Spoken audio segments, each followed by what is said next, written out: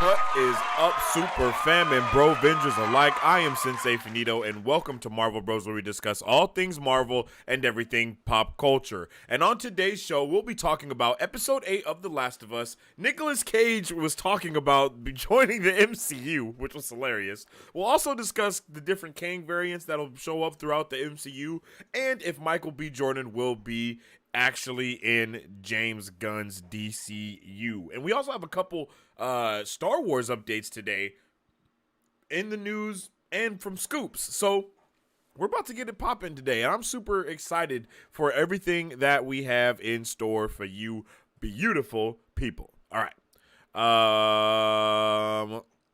Whoa, what's going on? If you aren't already, make sure you follow us on social media at Marvel Bros to stay up to date with the latest news, movie reviews, and all of those things that we post every single day.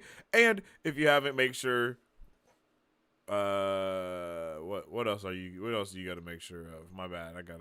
Man, and I'm sorry I'm late today. I had a couple things just going awry, to say, for a lack of better words. Things were just not working out in my favor. And I was like, hey, yo, what's going on today? And what's not showing here?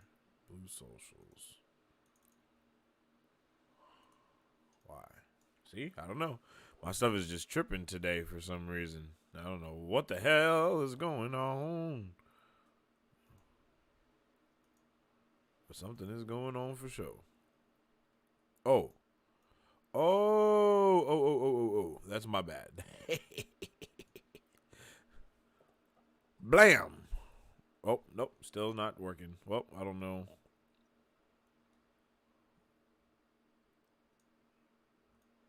There we go. There it is. So as I was saying, if you haven't already, make sure you follow us on social media at Marvel Bros to stay up to date with all the latest movie news and everything that we post every single day. And also follow me at Sensei Finito to stay up to date with all the stuff that I be posting every single day and whatnot. And you already know, Brovengers assemble, baby. We got our Brovengers out here representing and going crazy. When you become a member of Marvel Bros, not only are you showing your support for what we do here at Marvel Bros, but you also get a bunch of awesome perks to represent the Super Fam in our live chats, channel emotes, and member-only badges, dedicated giveaways, and special Brovengers only streams where we nerd out, talk scoops, record trailer reactions live, and of course, have those amazing watch parties. If you would like to support our channel, you can become a channel member starting at only $2.99. And then, of course, we're going to be adding those other tiers sometime this month as well. Do you know why? That's because Marvel Bros' birthday is coming up. Once again, it's already been a year, which is insane since our last anniversary, yo. So we are, I don't know what we're going to do. I don't even know if Battery's going to have time to do anything, but I know that we're going to do something for sure. And I'm going to try and get Battery around as well. Any ideas on what we should do, just let me know. If you guys want to watch a movie, if you guys want to do something in the Discord or anything like that, we'll figure out what's going to be going down. And if I had to tell you the exact day at this moment, I have no idea. But let me look really quick so I can actually tell you what day it is specifically. The 16th. The 16th. So next Thursday is going to be Marvel Bros 4th anniversary, I think, and that's awesome. It's gonna be a vibe, and I can't wait to spend that time with you guys again as well, for surely. And I don't think anything comes out movie wise March 16th, and even if it does, we'll see the movie and then talk about it here, of course. So Nighthawk in here saying Marvel Monday. Yeah, I know, man. I was so busy yesterday, bro. I was so busy. I was doing stuff for the esports org. That's Vane Esports. Exclamation point Vane is a thing, right? I believe it is, if I'm not mistaken. I thought I made it a thing. Yes, it is. And yeah, we had that meeting, and then I immediately after that had to do a meeting with the music label shit that I'm trying to get done. And then that just took up all of my time, and then it was just like by the time next thing I knew it was night, and then I started streaming on my channel on Twitch. You guys already know I'm on Twitch, and yeah, it was a vibe. So yeah, my bad, G. I was just streaming before we started. There's a new game out called The Finals, or a playtest that's out. It's really fun, yo. I'm not gonna lie. It's like really fun. So you guys should check that out for sure. Are we all? Yeah, we're all good. Yo, what's up with it? What's up with it, Nighthawk? I hope you're having a fantastic day. Hello, nerds and nerdices. Nerds and nerdettes is the way that I like to go, but nerdices is actually pretty good. I like that. That's like, gods and goddesses, I guess. Nerdesses. I like nerdesses, but it's like a nerd S, like an S that's a nerd. How about that TMNT trailer? Yo, I'm not even gonna lie, I haven't even seen it yet, but I did see all the all the cast and stuff, and that looks awesome. But I did not check out the trailer yet. I know I'm straight slacking in my Mac, and it's just so hard to figure out how to do things. Because I want to do trailer watch parties, but then the trailers come out, and then it'd be like, damn, how do I do these? And there's just so much stuff to do. So I'm probably gonna just start trying to record stuff as soon as it drops, because that's the way that it's always worked in the past for us around here. And then we can just talk about it here. But I know it's probably going to be pretty amazing, yo. But I haven't checked it out yet, but I do want to check it out. Give me a rating for it if you've seen that TMNT trailer. No spoilers or anything like that either. Just let me know how you guys liked it. Is that something that you're definitely putting on your watch list, or is it something that you're not too sure about what you're going to do yet? So let me know. Hey, what's up with the Frosty? My guy said, listening in from work, fam. Much love to you. I appreciate you. And you know what? I always be forgetting about some of you guys that might be just listening in. I got to get back on posting the stuff on Spotify and Apple Podcasts and all that type of stuff, because we actually had a fair amount of listeners that we were keeping up to date, and they're probably like, what the hell happened? Because I definitely just kind of stopped doing that abruptly. But I guess even these conversations and stuff, people love listening and tuning in to all this type of stuff in every form of media that they can. So if you guys would be interested in some more stuff along the lines of that, or if you guys would be interested in some more just vocal content, I guess, that's weird.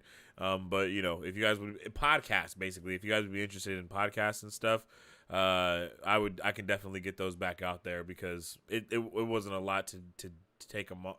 Once we started doing news flashes every day, that's when I was like, damn, I don't know when I'm gonna be able to get this done, because it's like I had to download it, strip the audio, and do all that stuff. But I'll definitely get back on it if anybody is like down for that, because I know we had multiple people that were listening in. Like, I saw that a lot of people were listening in just through the analytics and stuff. So maybe that is something that I should get back on. I'm not a Turtle fan at all, but one trailer won me over. 10 out of 10? Oh, damn, Marisu, you're kind of making me want to check it out. You know what? We might watch it here together right now, actually. You know what? Why not? Let's see. Where is it at?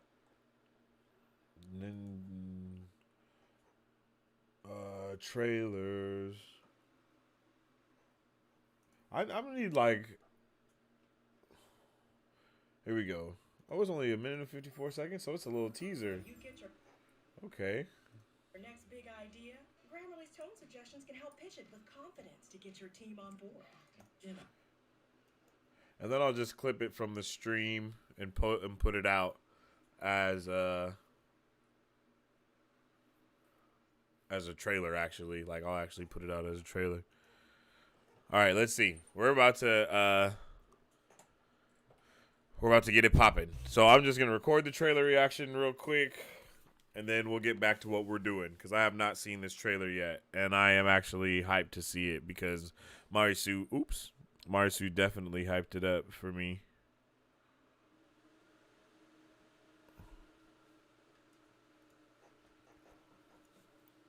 Let's get this. Display 3? Huh, interesting. All right, here we go. Oh, shit. No shot, I just did that. I just closed the shit. Get back on that Spotify roll, man. I'm listening to Star Wars podcasts while doing my work. Yeah, I feel that. I definitely be listening to podcasts and stuff like that while I work as well. I need to do that, for real. By the way, I keep hearing about apocalyptic snow in Cali. You good? Yeah, I'm good. Ain't no snow here. It's definitely it's sunny outside today. It's definitely been raining sporadically, but not too far away. It has been snowing, which is wild.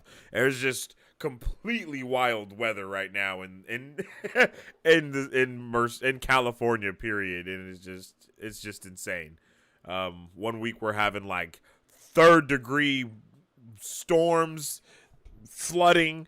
Next thing you know, there's snow, and I just like, yo. But nothing too bad here, just to be completely honest. So, do your trailer newsflash content as short form stuff on Twitter, TikTok, and Insta. Use it to draw more in. Yeah, that's kind of what we were doing before, but it's a lot for me to do solo because I do so much already. So that's why I'm kind of looking for somebody to kind of help out with that type of stuff, because like legit I do that for my streams, and then I, even doing the streams, doing the shows, and then it's like tonight we're going to do The Mandalorian. So it's like man, there's not enough time in the day for me to clip stuff and put it into content anymore. That's why I try to make TikToks, though, separately about this. That's what I'm going to start trying to do, though, is make specific TikTok videos that I can use for Insta and Twitter that is talking about the shit that we're going over here anyway, But then again, it's not that hard to split the content up, and I've kind of been doing it lately, so we'll see. We'll see what happens, though. But, all right, let's get into this trailer because I definitely want to check it out. Okay. This is for the video. So I'm about to do like a small little intro for the video. So yeah. All right.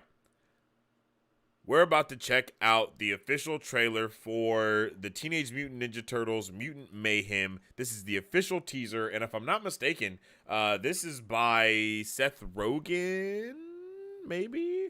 I think that's who it's by. I might be wrong about that, but I'm like almost 100% sure that Seth Rogen is the person that created this. So let's get into it and see what is pip, pop, plopping, and slopping. Ooh, that sounds a little nasty.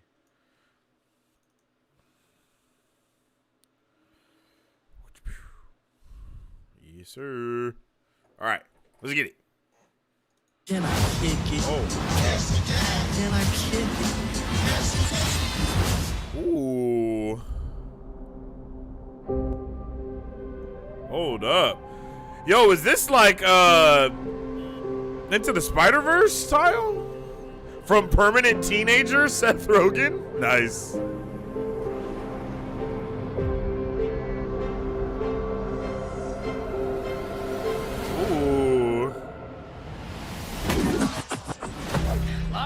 Oh, Stay shit. still. Stay still. Now. Let's try it again, but Ninja Stars. Shit. Hey, why did we pick a fruit shaped exactly like my head? Just stop talking. You're ruining my concentration. You're fine. Chill. He's gonna die. Wait, did you hear that? What was that? Well, nothing we can do. You guys want to grab pizza? Can I kick it? Can I kick it? This is awesome. Can I kick it? What the heck are those things? They look more like little Shreks to me. Little Shreks. Yo, this looks Prepared our wild. whole lives for this. Can I kick it?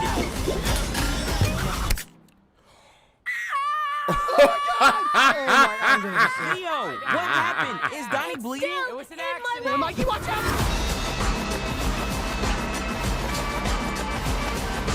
So you were Yo. made contact with Mystery Goo. Well, we prefer the term ooze, but yeah. It's like more like it's just nicer. It rolls off the tongue better, yeah. Ooze. It's nice, right? It's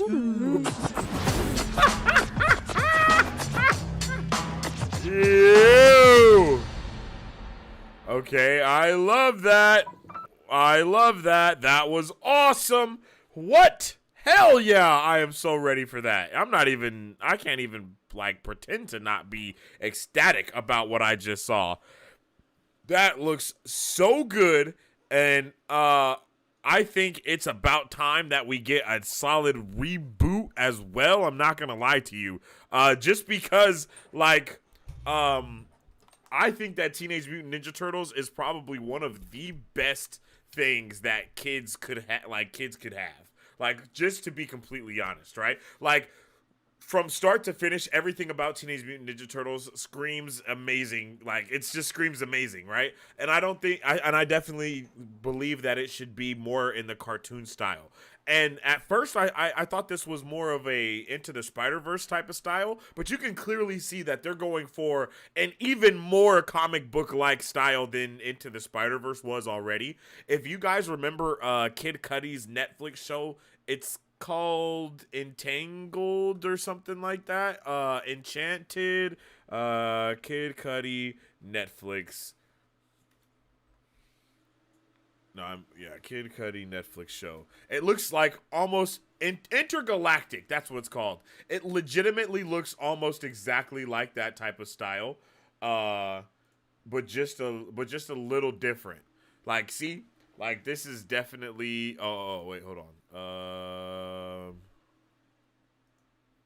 See what I mean? Like, it's more of that, like, more artistic style of things going on. You know what I mean? And that's just definitely what it makes me think of. But I still really like appreciate everything that we just saw within this trailer. Like, I do think this is probably going to be one of the best type of movies that we've got like this in a very long time. This seems like my son is going to go crazy when he like, you know what I mean? When he first sees this trailer. I'll actually do a separate trailer reaction with my son for this. That'll actually probably be pretty cool. And like, let him like say how he feels about it as well. I really appreciate it that they all look completely different from each other. They don't look like the same exact turtle just on repeat, you know? And I think that's something that they kind of failed with a lot of the other stuff, except for like one of the new ones that they did for Netflix. Hold on, my bad. I'm trying to get the perfect thing. And I really like the vibes that everyone is coming with as well. This feels like a immediate like love by everybody. Like, look at their faces. Like, you know what I mean? Like, when my wife sees this, she's gonna be like, "Oh my god, oh," you know what I mean, and stuff like that. It just definitely seems like they are hitting every single quote unquote demographic that they need to with this, and I am definitely for that. It looks super good. I'm pretty sure Master Splinter had like a fro or something, and that was wild. Yeah, like, yeah, I don't know what's going on with that, but Master Splinter being Jackie Chan is a huge dub.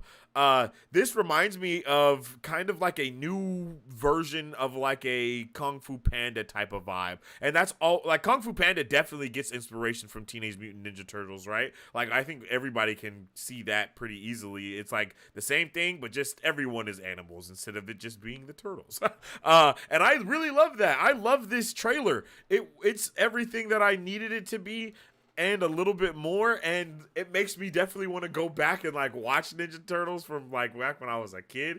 Like, once again, you guys know, I was definitely a Power Rangers kid and not as much of anything else type of kid. But TMNT is definitely up there with everything else. The video games, even the live action CGI one that they did wasn't terrible. I don't think that we should have like. Even if they did another one, I would love it, but I don't think that's how we should have Teenage Mutant Ninja Turtles. This is how TMNT should always be, and I freaking loved it. I definitely want to know how you guys felt about this trailer in the comment section down below. All right, so yeah, we'll use that as a video. We'll clip that from here and then get it up and stuff for all of you beautiful people to be able to enjoy at your leisure. Bam. And then let's get back here. Let's see. Jesus Christ. My necklace is all jumbled up. The Spider-Verse influence is strong. Yeah, it's definitely very strong in there. But it is, but it isn't. Like, it it's not a carbon copy of it, of course, but it's not something like that I don't think we've seen something like this exactly. Because there was a point in that trailer where the background didn't move at all.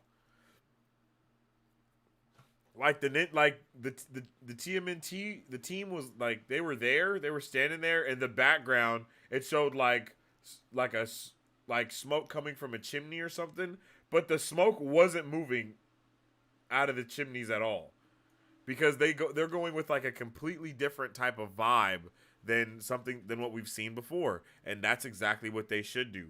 Let me see if I can find it. I think I found it right here. All right, like look at this moment. Look at this moment. If you look back here, like right here, there's no movement. See? Oh shit.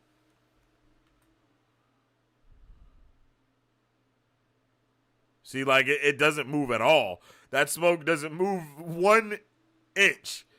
And I really like that, because it just makes it more, I guess, more watercolor-like painting, comic book style, with what's going on in the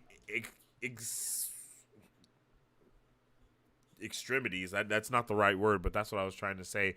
Like, what's going on in the direct vicinity is the only thing that really matters. And I really just like that. I really like that. And who would have thought that Seth Rogen could actually make such solid stuff, right? Makes me want to break out my TMNT cards. Hey, I feel that for sure. I haven't seen TMNT cards in forever. Jackie Chan. Yeah, Jackie Chan is amazing. I love Jackie Chan and everything that he's in. And I'm pretty sure, like, they could do something really big with this. I mean, look at the cast. This cast legit reminds me of the same way that it was when Kung Fu Panda first came out. And it was like, there is an all-star cast for this movie, and then it was amazing, and then they made another one that was also amazing, and then another one that was also amazing, and now I think they're also making a fourth, so that's super cool. I'm really hyped for this. Love how their origin is secretly tied to Marvel's Daredevil character. Oh shit, I don't even think I knew that, bro. That's awesome. I definitely need to do some research on that. Yeah, that's awesome. I had no idea. Reminds me of the Green Lantern TV show animation style. Ooh, yeah, that's very true. That's very true. Animated Oscar contender? Yeah, for sure. And I think this comes out this year, and then we have Spider-Man No Way Home coming out this year as well. It would be awesome if we had that Avatar The Last Airbender animated series show coming out this year too. That would be that would be awesome. That would be some really cool things to have it, like, going up against each other. And they're actually teenagers. Yeah, I don't know what the hell is up with everything always making them, like, 18 and older than that. You know what I mean? Like, it's like they've never been teenagers to where they're just coming of age as being the TMNT. I know they've probably done that, but it's not something that's glorified as much as all the other stuff, you know? Like the Teenage Mutant Ninja Turtle comics and stuff like that, all that shit is dark, son. Like, and it goes crazy. And it's like, damn. Like, sheesh, it's crazy. But it'd be like that, yo. I've got a complete set somewhere. Damn, bust it out. You got to definitely bust that out. Take some pictures, post them, ride the wave of the social media popping. You know, yeah. The ooze they reference is the same ooze that blinded Matt. It dripped down onto them in the sewers after the crash. What? Is that like real, or is that like fan made retcon type shit, or is that like solid thing that's like that happened in the comics? That's awesome, though, either way.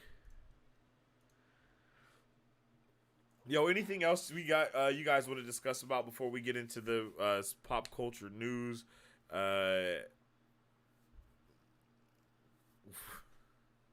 Also, splinter equals stick. The foot equals the hand. And more. Holy shit. Marisu, you even know about this? Goddamn. Well, look at y'all, schooling me.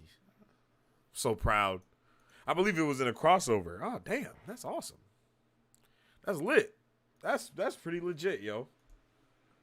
I really had no idea.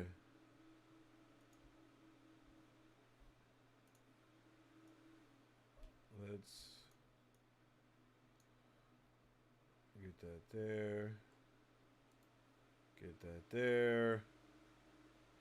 And I think there was one more. Yep.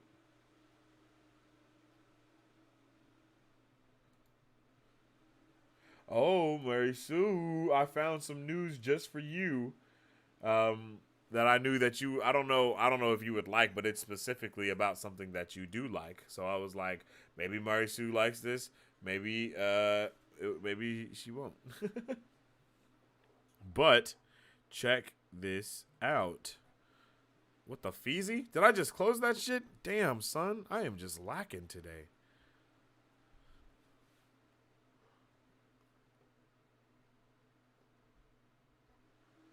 Get it together, Sensei. Get it together. There we go.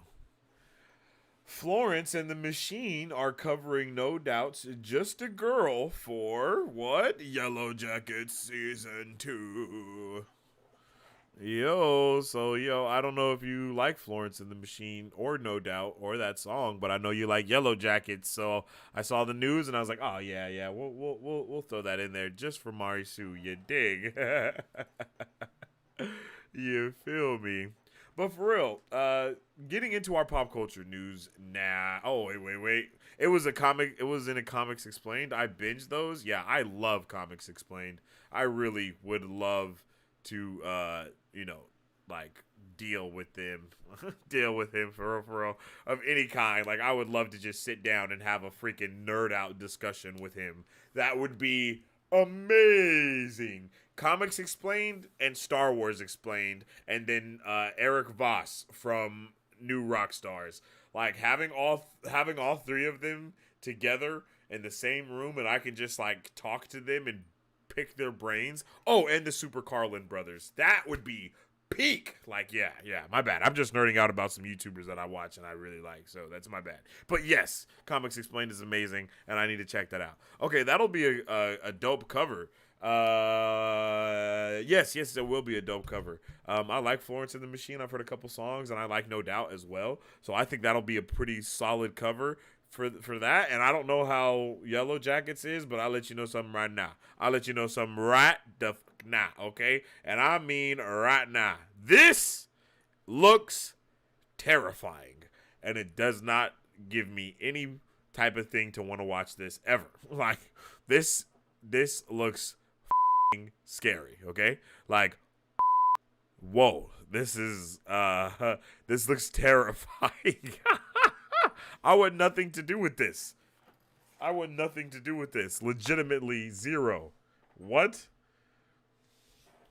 Oh my goodness, this is creepy. This is one of the creepiest things I've seen almost ever.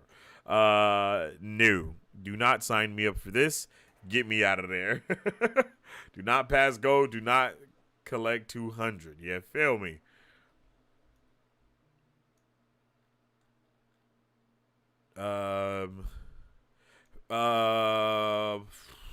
Whoa. Florence and the Machine goes hard. Haha, Yellow Jackets is so good. It's spooky though. Yeah, I just can't do it, yo. I just can't do it. I just can't. No, it's just I don't know. I'll try again. But when I watched that first episode the last time, it was like the first 23 seconds, and I was like, no.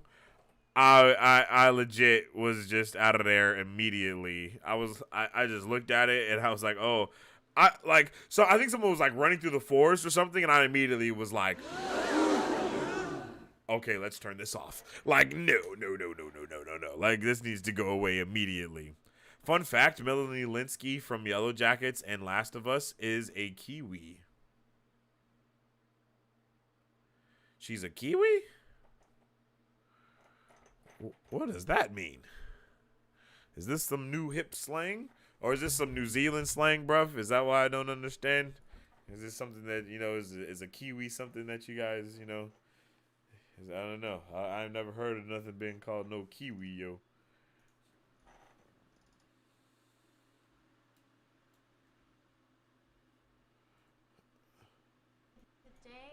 Oh, then something cool that I saw that I thought you guys might appreciate. Kiwi is the local term for New Zealander. Yep. See, I knew it was something. I knew it was something along the lines of that, bro. Because I was like, I've never heard of this. My guy is saying it like, you know, it's like it's pretty common out there. So I see that. She's a New Zealander. Is that how you guys rock out there? Because she was definitely tripping, and in The Last of Us.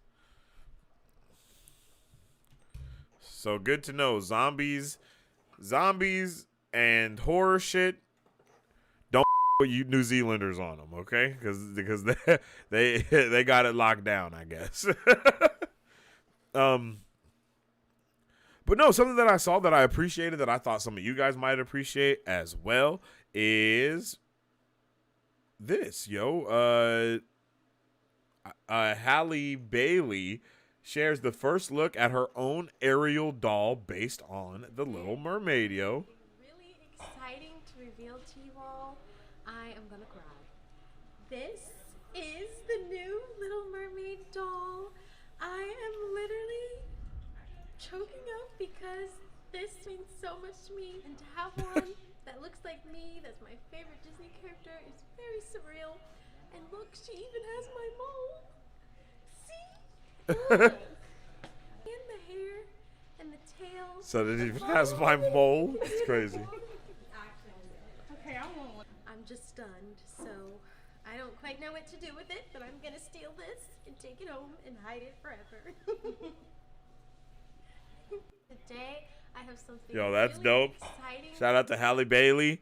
Getting her own Little Mermaid doll, and I think it's really dope that she's like Little Mermaid is her favorite character, and now she's playing the Little Mermaid. That's definitely freaking awesome and pretty inspiring to young girls everywhere. I have a daughter, you know what I mean, and for her, she's probably gonna love this movie, and I'm probably going to have to see this movie so many times because she's probably gonna love it. That's how she was with Encanto. Jesus Christ. I mean, it just was played so much. And I think, having little girls be able to see this stuff, and even her, like, she probably never expected to be the Little Mermaid when she was a little girl. And now she's about to be and now she's a Little Mermaid, about to have her own stuff going on. And I think that's awesome. And I think that's really dope. And that's a big W, and a congratulations to her as well. And, I'm going to see this movie, but just to go to Skeptic's Corner for a second, I don't think that this movie is going to be good. I'm just going to go out and say that. I am super hyped for Halle Bailey and her even being able to get the chance to do this. But, I do not think that this movie is going to be good. I don't think it's going to really hold up, really. I saw the trailer, and I was like, damn, this doesn't look good. Like, that's just how I felt when I saw the trailer. So I'm a little nervous, and all of the live action adaptations from the cartoons that Disney has that they've done, The Lion King, Beauty and the Beast, Aladdin, all of those have also not been good. I think maybe the Dumbo one was also in there. I haven't seen Dumbo though. So, but all of those have been basically trash. And it's not really held up in any sort of way, and it's not something that people talk about in a positive light that I've ever heard of. So I'm really nervous for them to do this, and I'm pretty sure people are going to be freaking tired of water. I'm not trying to say it like that, but hopefully this movie comes out. I'm not sure when the movie comes out, but do you guys know how much water we have been exposed to in these like with these movies? Like Wakanda Forever, we had Talokan. Avatar: The Way of Water, we had the freaking water people. We're about to have Aquaman come out at the end of the year, also water. And then we're going to have this, also water. Like, that's a shitload of water-based stuff that's going on. And I don't know why. Hopefully it's not like, the industry for the freaking Illuminati industry foreshadowing that we're about to be freaking underwater drowned or something. I don't know. We ain't gonna go into, conspiracy corner. But I'm just saying, there's been a lot of water going around, and I don't know if by the time this movie comes out, you know, people are going to be over all the water or they're going to be with all the water. So we're going to see what's going on here. But I'm interested in hearing how you guys feel about, you know, The Little Mermaid. And if you guys like the trailer that's came out or if you don't like it, I'm interested. COS, it's a lot shorter to write. I don't know what that means. I love seeing young actors react to their first dolls. That makes me so happy. Yeah, for real. I agree. Okay, so is the term actress not a thing anymore? Is it only actors? That's something I've been meaning to ask everybody for a while now, is I'm a little confused on that. Like, is it just no more actresses? There's only actors? I can roll with that. I just need to know so I can say the right thing moving forward. Because I definitely keep saying actress or young actress or something like that. But I've heard a lot of people just say actor. But I thought actor had a masculine note to it. I don't know. Wording is hard. English is hard. Yeah, Disney's live action remake of the animated classics are a huge miss. Yeah, I have not heard, like, I haven't heard anyone really say that any of them are good. So I'm really worried about this and what the hell is going to be going on. I'm here for it, yeah, but I'm nervous more than anything. And I'm going to see it. I have children. I see a lot. I see, like, everything because I have children. I got a wife. We have date night. We do stuff here for Marvel Bros that we watch. I still haven't seen Cocaine Bear. I need to watch that shit. But, yeah, I've avoided every single one. I feel that.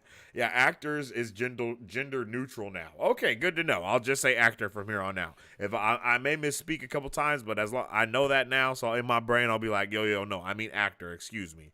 Yeah, so actor. Yeah, that's lit. But that's dope. That's awesome.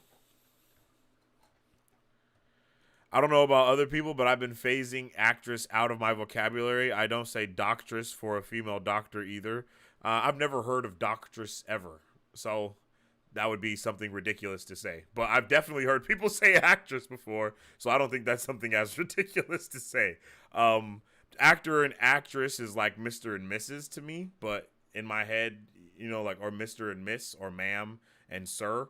You know what I mean? Like, but it is what it, you know, I'm fine with the whole thingamajigger, but the whole doctress thing, that was ridiculous. That was a ridiculous point. But I understand what you're saying, but that was just ridiculous. Come on now.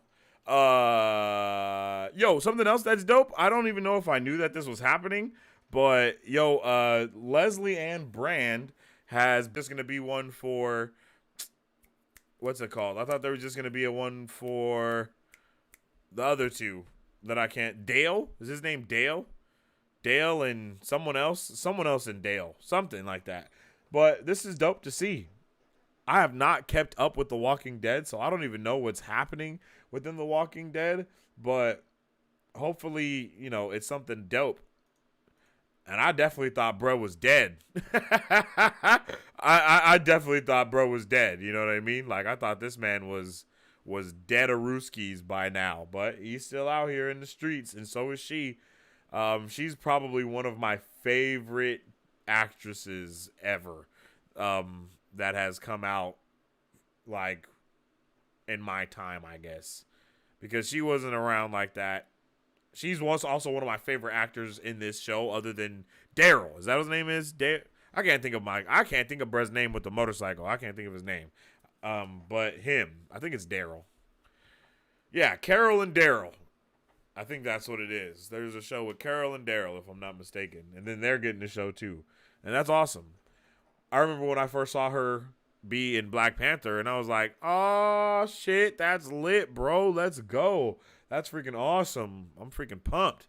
So that's Liddy McJitty. I'm hyped for that. I don't know if you guys like The Walking Dead or not, but let me know how you feel about that. Let me know how you feel about this. Yeah. Moving on to our next bit of pop culture news, yo. My guy Nicolas Cage on if he wants to join the MCU. I don't need to be in the MCU. I'm Nick Cage, bitch. Like, he didn't say bitch, but he might as well have said I'm Nick Cage, bitch. What do I need to be in the MCU for? And that's like the most Nicolas Cage thing to say ever. Like, this guy is iconic for more. It's just because there's no one that will say and do the things that my guy does and says, because he's Nick Cage, bitch. Like, he does what the hell he wants to. This is hilarious. I just wanted to bring this up because I know we like Nicolas Cage around here, and this is just like one of the most Nicolas Cage things to say ever.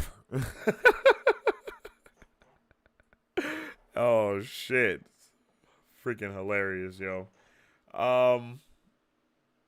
Moving on to some Marvel news, but we're still going with the pop culture news that has been going out today.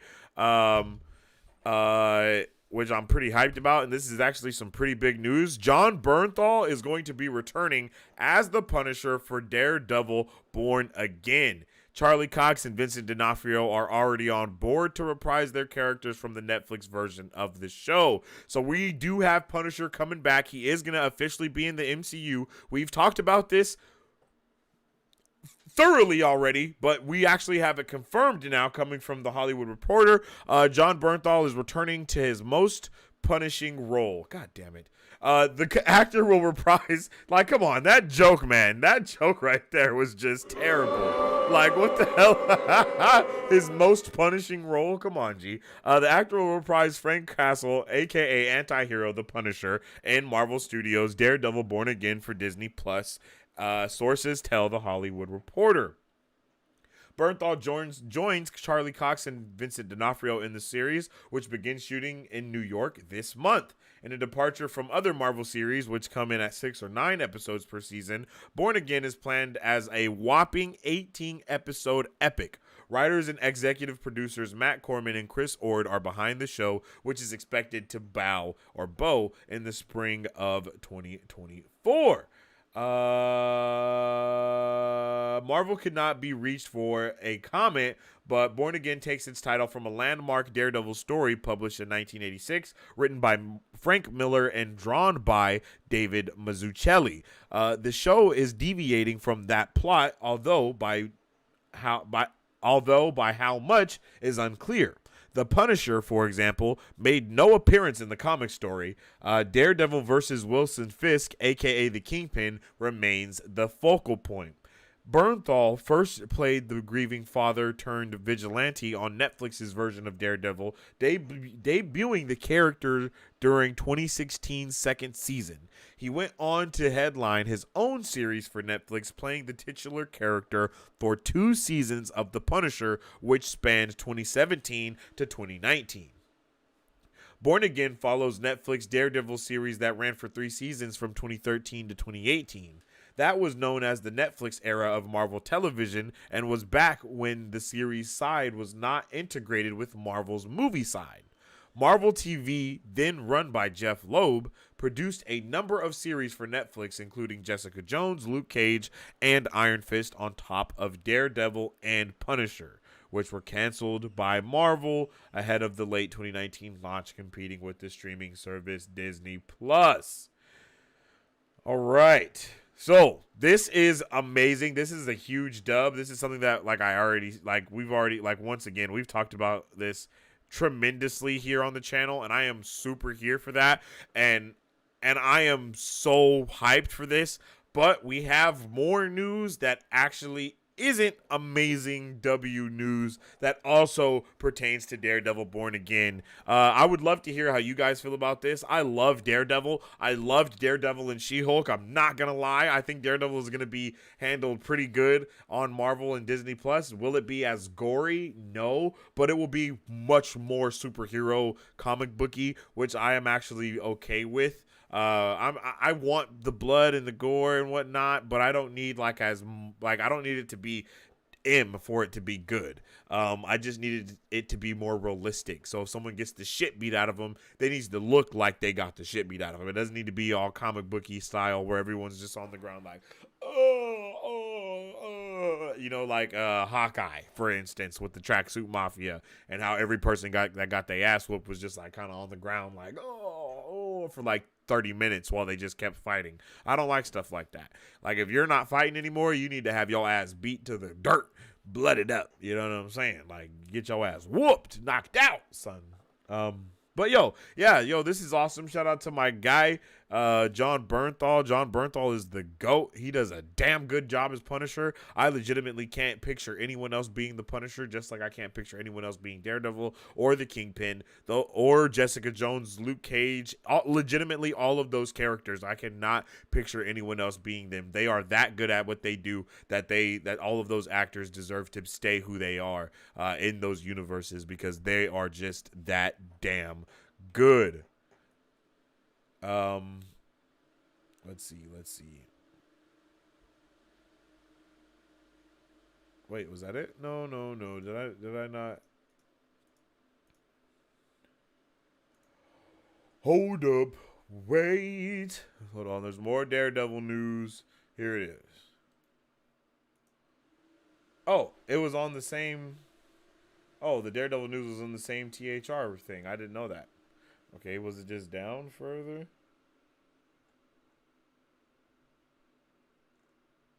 Yes, it was just down further. All right, my bad. So, coming back to the Hollywood Reporter, Bernthal and his co-stars were done with. It seemed that Bernthal and his co-stars were done with Marvel, but in January 2021, Marvel boss Kevin Feige told THR he considered the Netflix characters to still be in play, and by the end of the year, Cox was revealed to have a cameo in Spider-Man: No Way Home and went on to appear in She-Hulk. His Daredevil co-star D'Onofrio appeared in Hawkeye, and both Cox and D'Onofrio are key figures in the upcoming Echo series, a series said to set the stage for Born Again. But we did hear about the cancellations and the reshoots and the rescheduling of things. So Echo may be a part of that, but it's more likely that shows like Ironheart are the ones that are going to get the axe this year, and instead we get Echo. We might still get Agatha House of Harkness, but I think Echo is more on the board, especially since it's supposed to be the build up into what is Daredevil. So, but, however, other actors from the Netflix Daredevil series are not expected to return. Deborah Ann Wall and Eldon Henson, who played classic supporting characters Karen Page and Foggy Nelson, respectively, are not on the roll call for the Marvel series. It is unclear whether those characters will be recast or exorcised from the story, and that is super sad. Yo, I love me some Karen and Foggy, my guy. Like, that is just so unfortunate that this is happening to those amazing characters. Those are really, really great characters. I really love what they do. They give a different vibe to Daredevil completely. I mean, and you know, that's how it's supposed to be because of who they are. And depending on if they're recast or if they're the same character, it will, it will definitely show how important, what's going on, or how important the Netflix series actually is. Because if they're recast and things aren't actually said that are from the Netflix series, because that's one thing that we don't know, is we don't know how much of the Netflix series is actually canon, because they can just multiverse the Netflix series and then just say that the versions that we have are variants of the ones from the Netflix series, and we haven't, so we're not actually with the same thing, so all the same shit hasn't happened, but majority of the same shit has happened. It's one of those things. So we still need to kind of see what's going on with that. And I think having Karen and Foggy, either if they are recast, I think that heavily is going to lean towards the possibility that this is like that Netflix shit wasn't in the actual MCU continuity, because that's still a big argument. Same with Agents of S.H.I.E.L.D. Everyone argues about whether Netflix and Agents of S.H.I.E.L.D. is actually MCU canon. But I'm pretty sure we all probably know that it isn't, but it's just we kind of hope it is. But until Kevin Feige flat out says, oh yeah, this is canon, this isn't canon, or they reference something that specifically happens in one of these respected shows, then we'll actually know. But like, even actors can come out and say shit and it actually not be true or right, because they have to lie about what's going on until the actual truth comes out. So take it with a grain of salt, but at this point, I guess it's okay to view everything as being cohesive and possibly the same continuity. English is ridiculous. Yeah, 100%. Did you see today's Daredevil THR report? I believe this is the one that you're talking about. I will watch a movie that has Nick Cage in it, no matter how bad it is. 100%. The movie with him and Pedro Pascal was magnifique, and I cannot wait for Reinfeld when he is Dracula in it. I can't believe it. That's gonna be awesome. Yo, that's what I was just talking about. Hey, well, at least we two great minds think alike. Rosario Dawson spoiled it a while ago though, but finally confirmation. Yeah, but I think we even knew about it before Rosario Dawson came out and spoiled it. We had talked about it here on the channel. Like a really long time ago, we've been talking about stuff like this, but it's just a big dub to keep seeing things get confirmed again and again from what we already theorized and thought was going to happen, or from scoops that we've got from Mike Beasley. So it's just a big dub all the way around. I actually really dislike how much they underplay how serious getting shot with an arrow is. I'm not a gore junkie, but I also don't like pretending those beatings have no effect on the human body. Yeah, that's my whole thing, bro. I mean, you know what I mean? Like, if I'm shooting you with a freaking arrow in the chest, my guy, I want you to be like,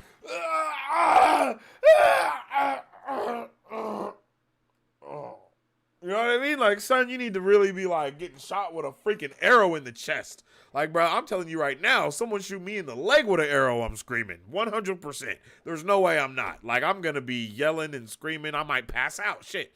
But they did actually show that he doesn't shoot. They purposely use a lot of trick arrows, though, for that reason. And that's something that I noticed on my second watch is, like, he ain't just shooting everybody in the chest with arrows. He is legit shooting, like, oh, here's this trick arrow that bounces off the ground and explodes in your face like a flashbang. And here's this other arrow that does this and does that. You know what I mean? Like, it's a lot of different things that's going on there.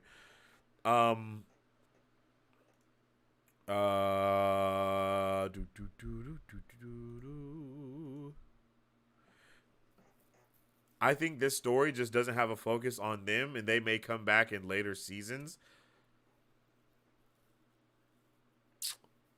I don't know, man. That's hard, bro. It's hard to have 18 episodes that don't have your closest people in it at all. You know, unless when the snap happened and all that type of shit, everybody went their separate ways. I mean, I mean, mind you, it has been like what, multiple years since the last time they've probably all seen each other, depending on who was snapped and who came and whatnot. You know what I'm saying? Like, it's just really hard, bro. It's just really hard to bring that into existence.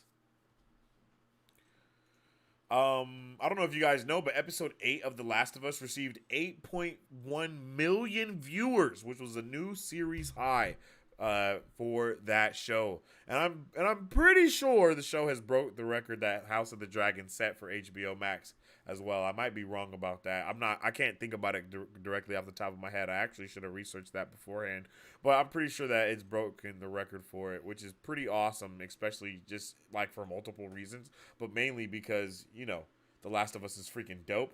And, you know, I think House of the Dragon had, you know, Game of Thrones to lead off of as to how HBO Max, not HBO Max, and as to how The Last of Us had the game to lead up to that. So pretty big numbers, like, you know what I mean, because of that, yo, and that's pretty hype. I really like that.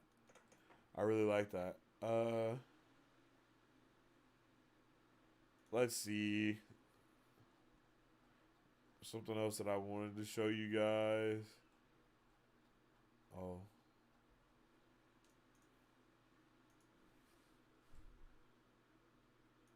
Discussing film, baby.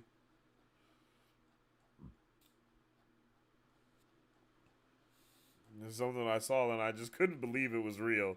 And I was like, okay, I gotta at least talk about this on the show. Okay, here we go. I don't know if anyone has seen this, bro, but this has me like legit mind blown. The first poster for Paint starring Owen Wilson.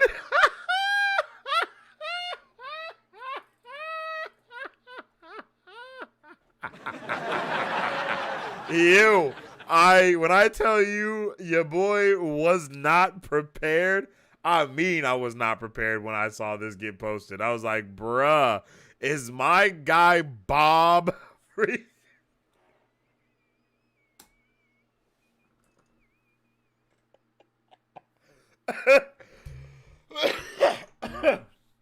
Woo. Oh, good God.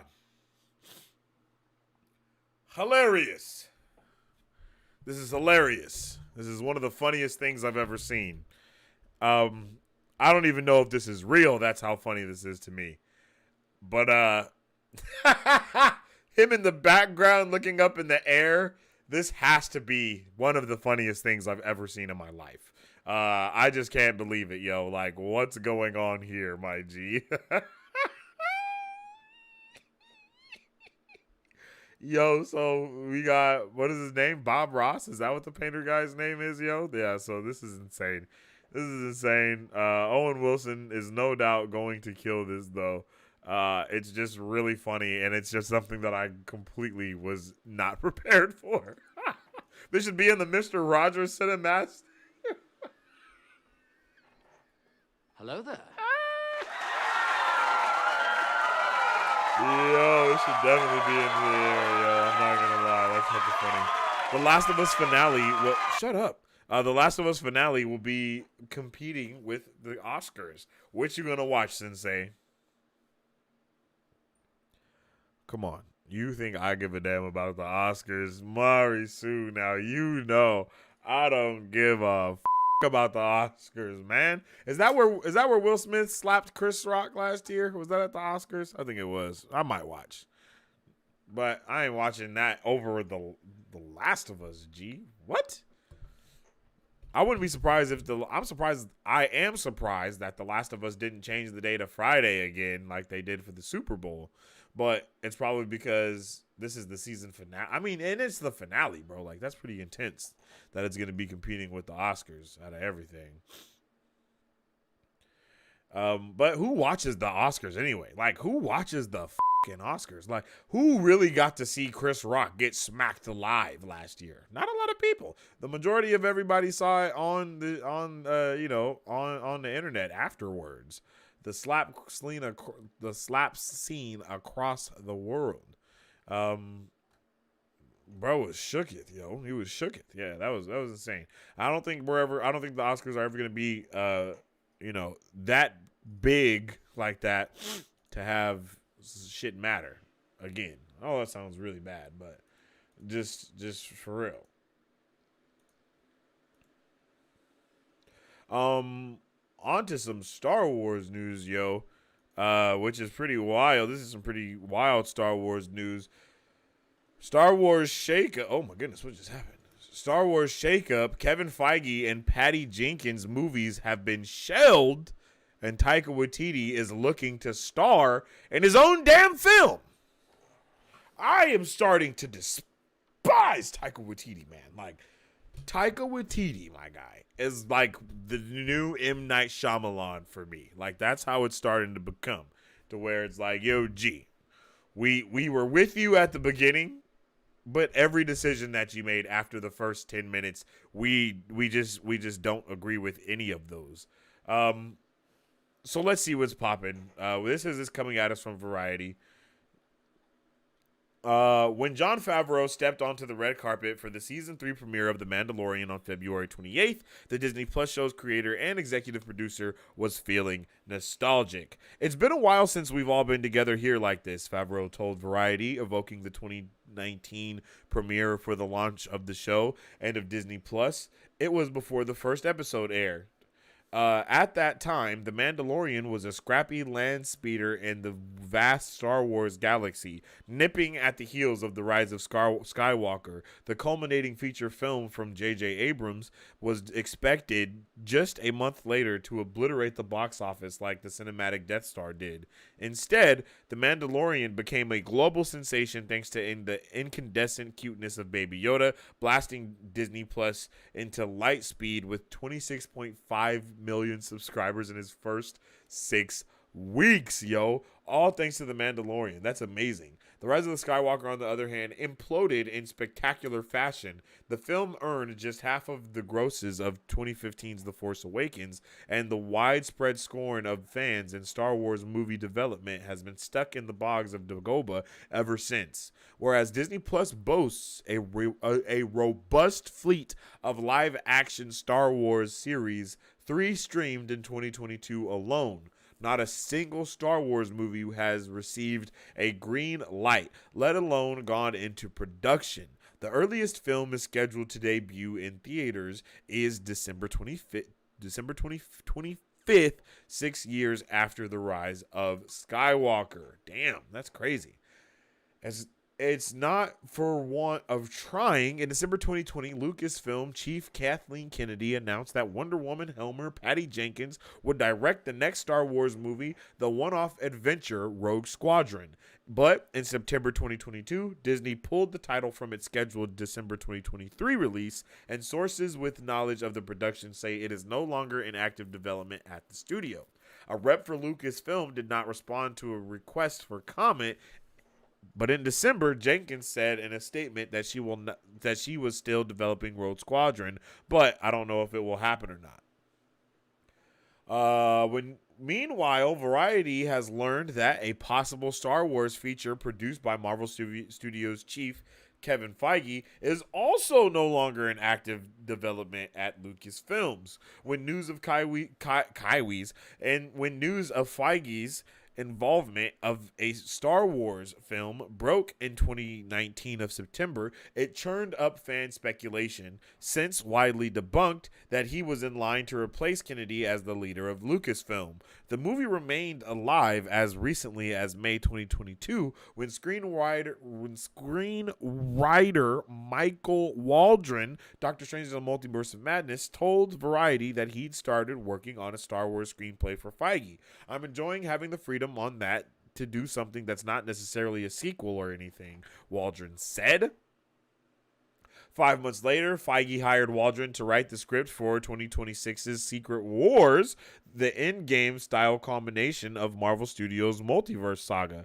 Between that project and the 19 other titles and counting that Marvel's announced for theaters and streaming for the next 4 years, Feige's responsibilities to the MCU are keeping him far away from Star Wars for much of the decade. Yo, these cringy ass jokes are just cringy as hell.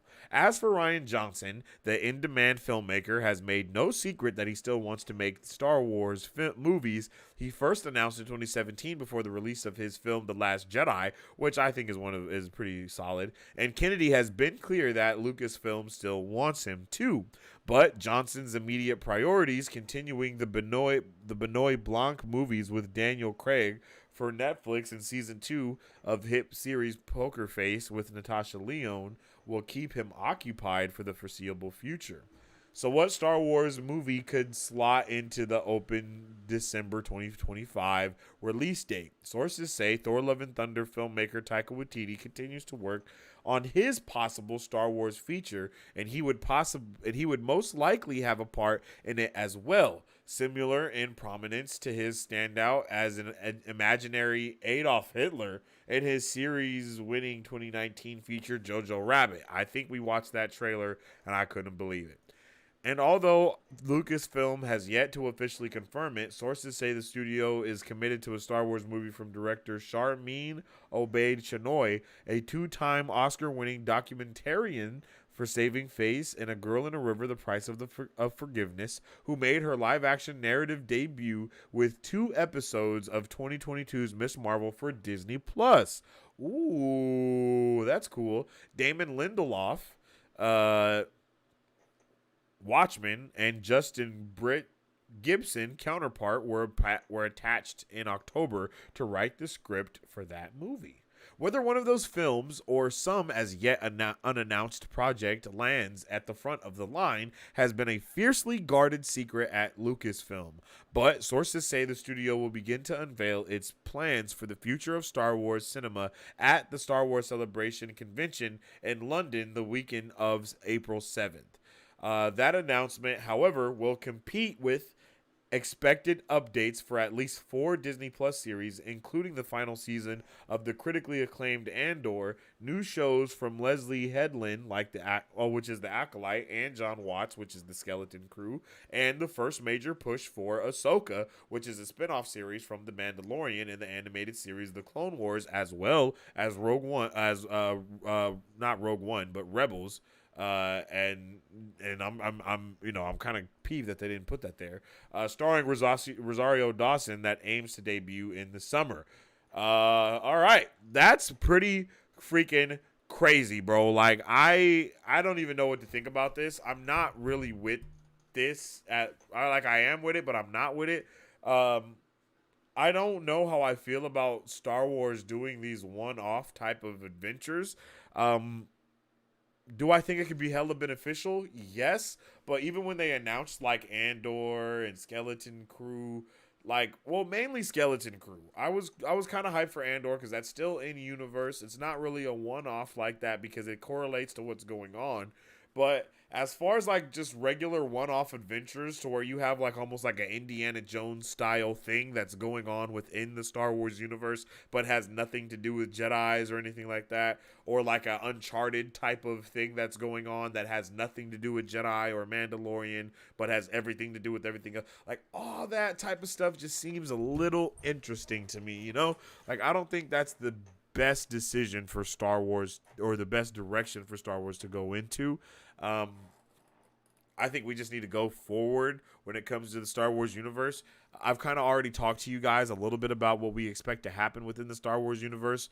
That being that in the future not in the future, but within the, what's actually going to happen is we're moving to the other side of the galaxy kind of with Star Wars, and we're going to start experiencing a side of the galaxy that looks at and uses the Force differently than how we've seen it be used, and where magic actually exists.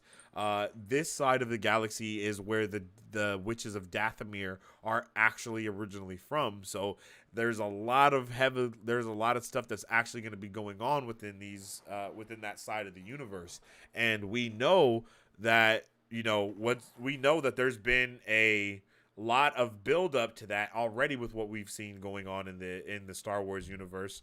We have Ezra that left with Thrawn to the other side of the galaxy. We have Ahsoka coming in looking for Thrawn.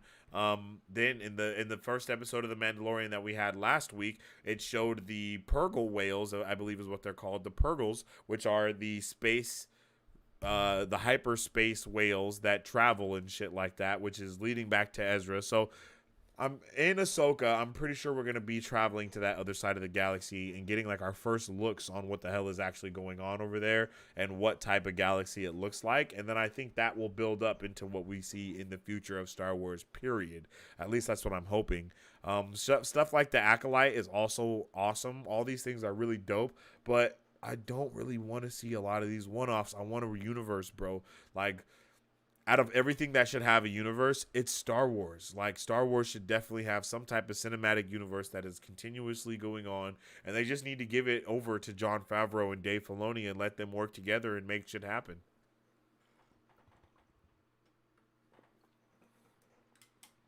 It's pretty mind-boggling that they won't.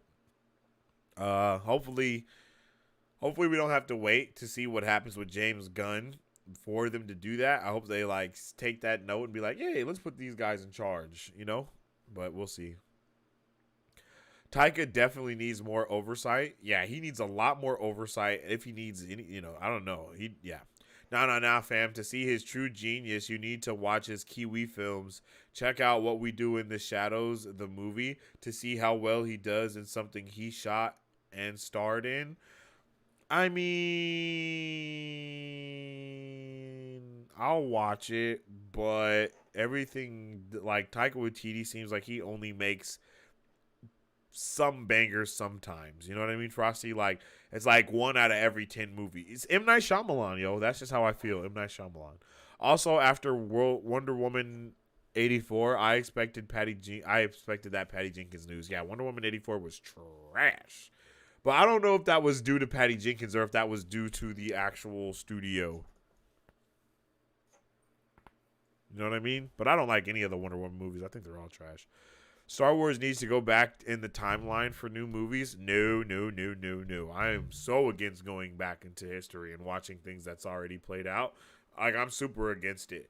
Like, it's dope in House of the Dragon. Like, it's dope with Andor. It's dope with all of that type of stuff. Don't get me wrong. All of that is really, really cool. But damn, son, like, we need to move forward in the universe. Like, what happens because of all this shit that has already happened, you know? I know it's really hard to build the future, but it's like, bro, I want to see what's next after Rey. Because it's like the Skywalker saga is now over for real. So now what's going on in the future, you know? And hey, I will keep saying it, man. I really want to see a new type of Jedi Order be established, and I want all of the people that we have seen and been introduced to be a part of that Jedi Order in like 30, 40 years in the future. Everyone's a part of this new Jedi Order, trying to rebuild this Jedi stuff, but in a new way, almost like combining the Jedi and the Sith together and trying to create one new thing. But I know stuff like that isn't going to work. I know it's hard to get into stuff like that because then you change what the Jedi really is and you change all the stuff. And then people are like mad and stuff. But we all know that the Jedi Order is flawed, as is the Sith Order and the Mandalorian Order and all these orders and creeds. They're all false. They're all, you know, they all have their ideologies and they all have their downfalls 100%.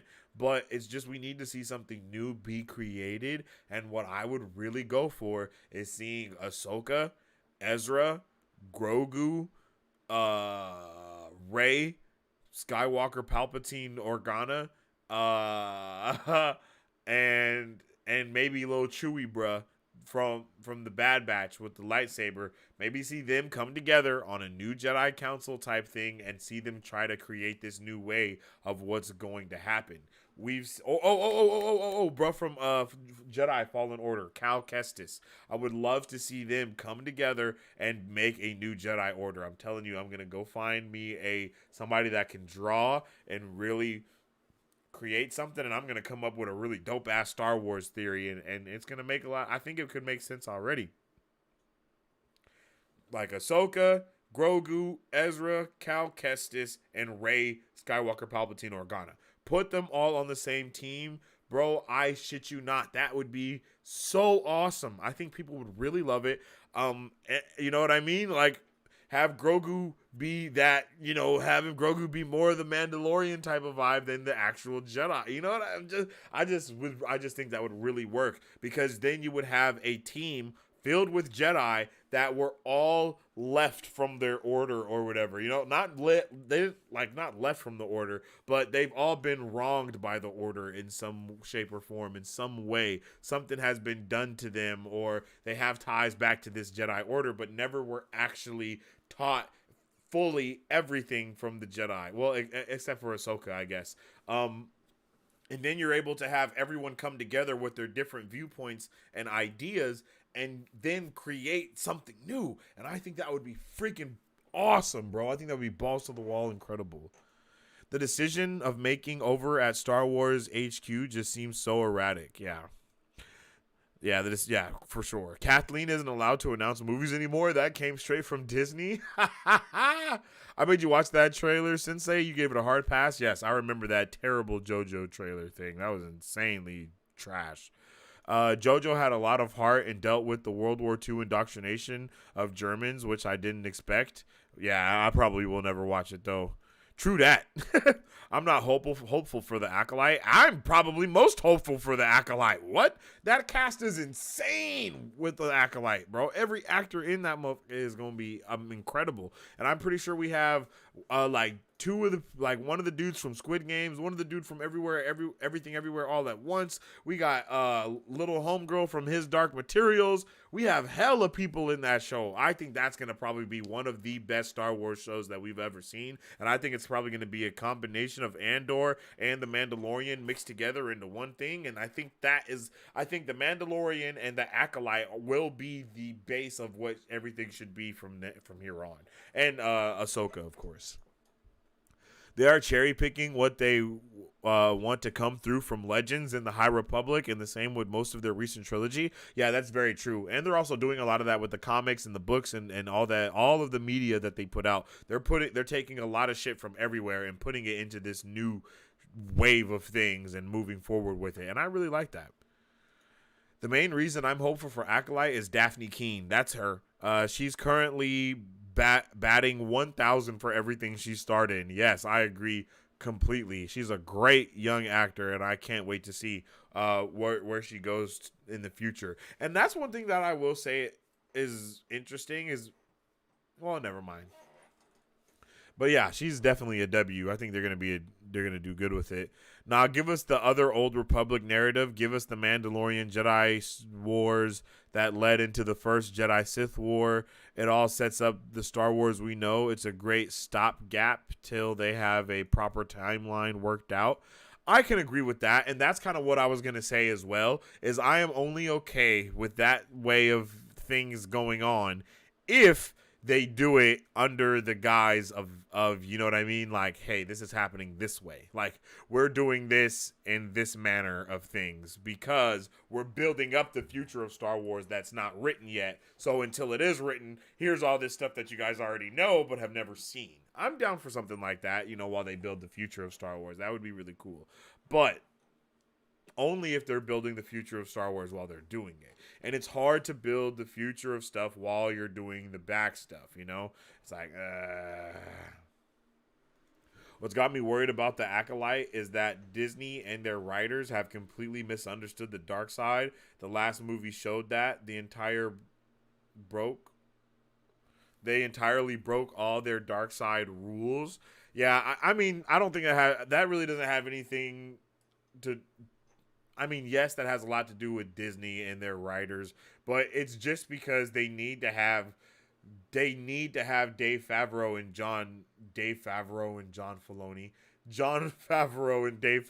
at the helm of things, because John Favreau and Dave Filoni, they understand Star Wars to its core, and Dave Filoni is George Lucas's like protege, so they really need them to be creating the new wave of Star Wars, and that's why I'm really excited for Ahsoka and the Mandalorian, because that's Dave Filoni and John Favreau.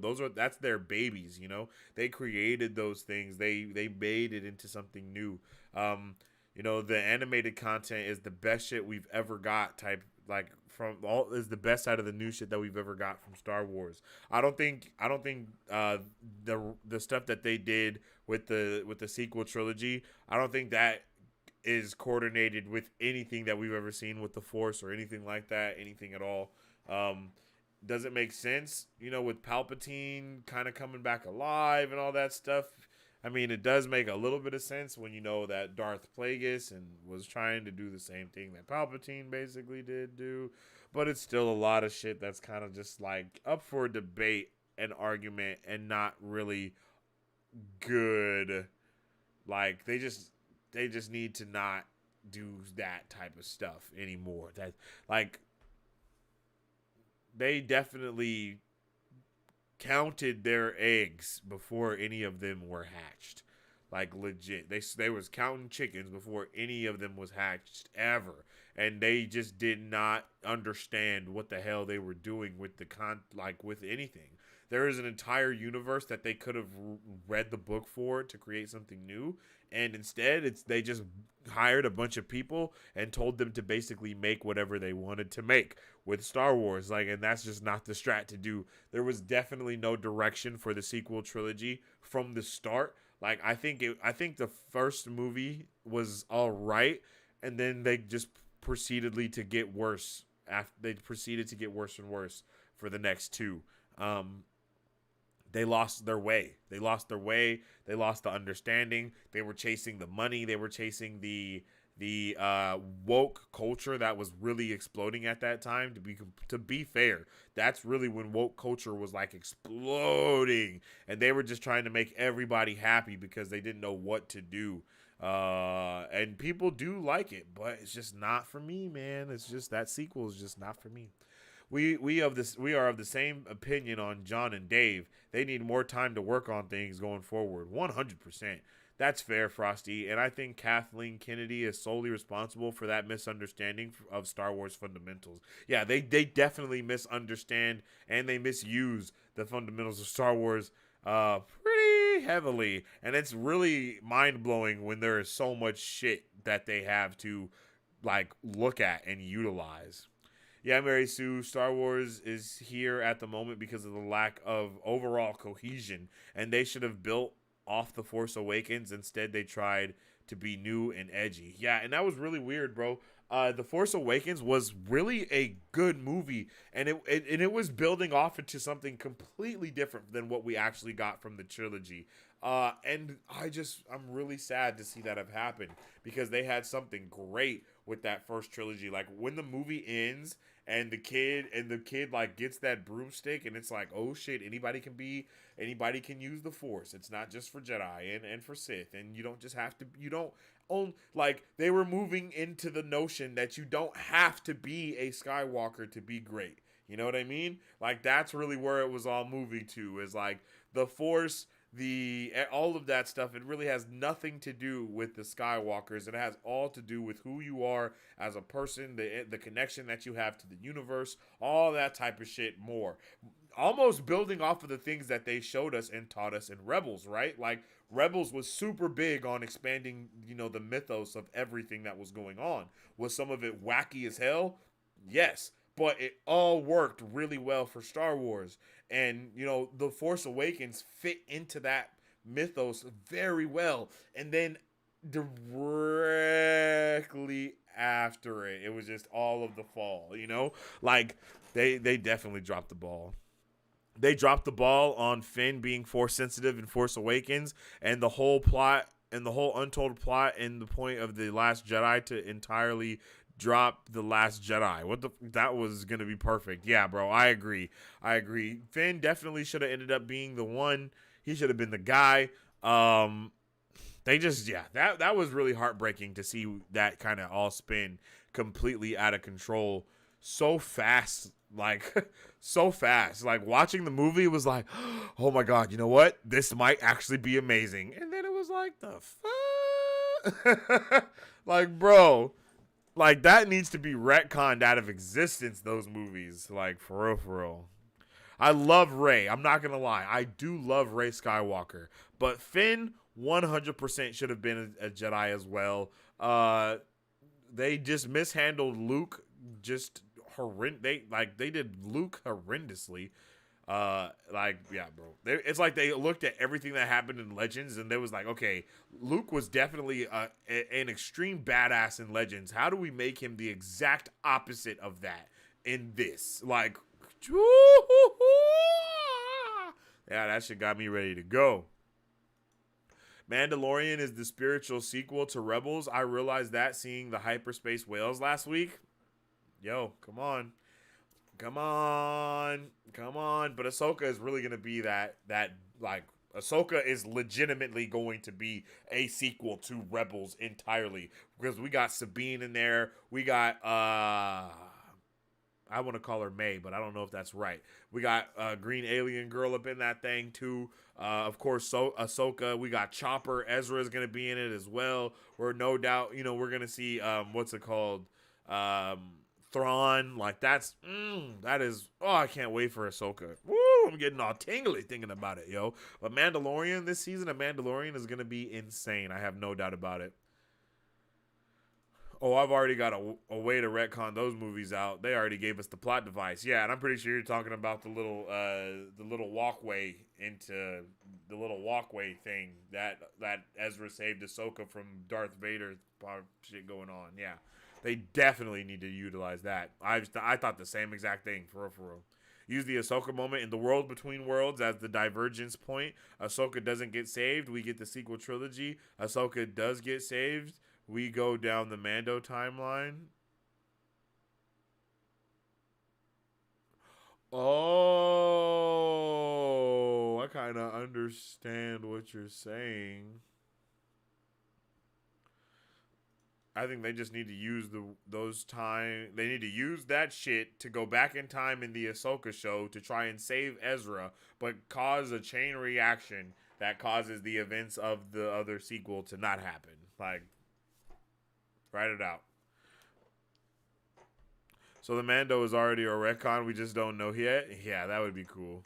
But it wouldn't, that's not, I mean, yeah. Yeah, that's possible.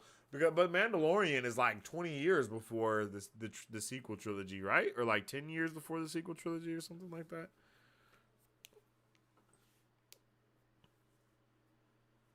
Right? I think so, at least. I might be wrong about that. Star Wars BBY, ABY stuff, it's really hard for me to get a hold on in my brain. I got to constantly watch, I got to constantly watch Star Wars timeline books and stuff like that. The World Between Worlds can't just be a one-off. It has to come back somewhere. Yeah, I agree. It's too good. It's too good. It's such a smart play as things as well. Like, I just loved it. But that is it for our pop culture news. And now we're about to get into Scoop Central in just a moment. But before we get into Scoop Central, make sure you guys, shout out. I don't know. I was gonna try to make something all snappy and whimsical, but I couldn't think of it. So here we go. Shout out to a word from our sponsors, Dom's Bomb Popcorn. Check it out. Son of a bitch.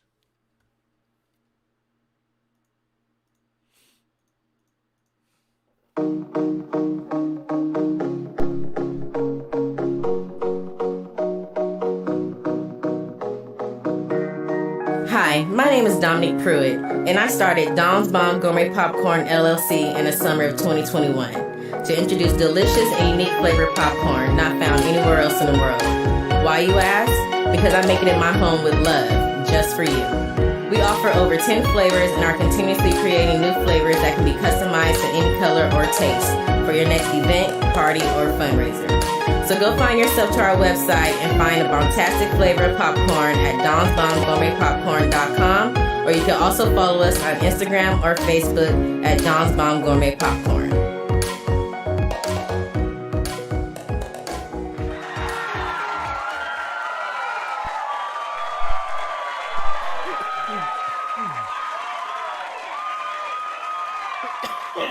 Jesus Christ. And shout out to Dom's Bomb Gourmet Popcorn.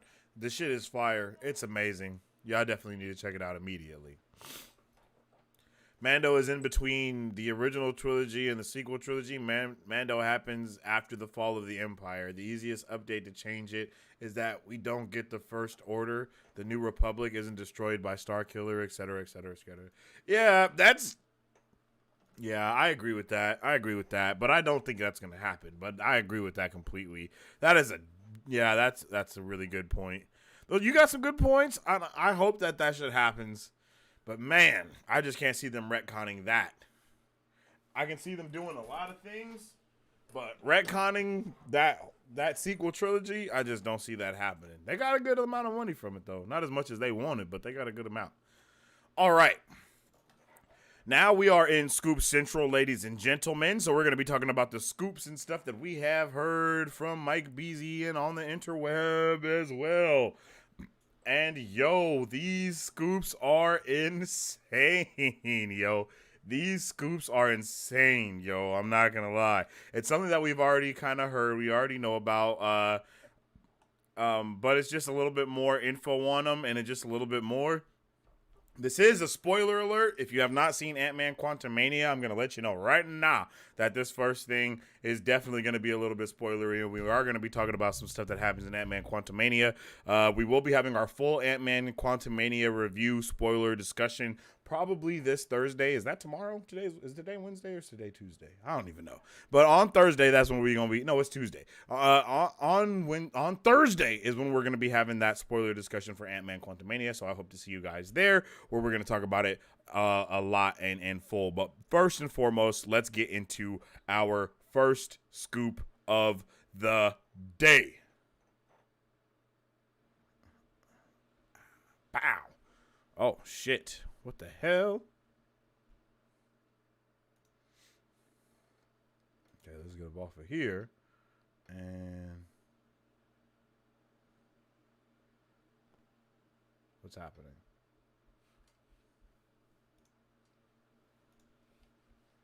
There we go. Damn. All right. Damn it, I done closed the shit again, yo. Oh my goodness. I am just a mess today.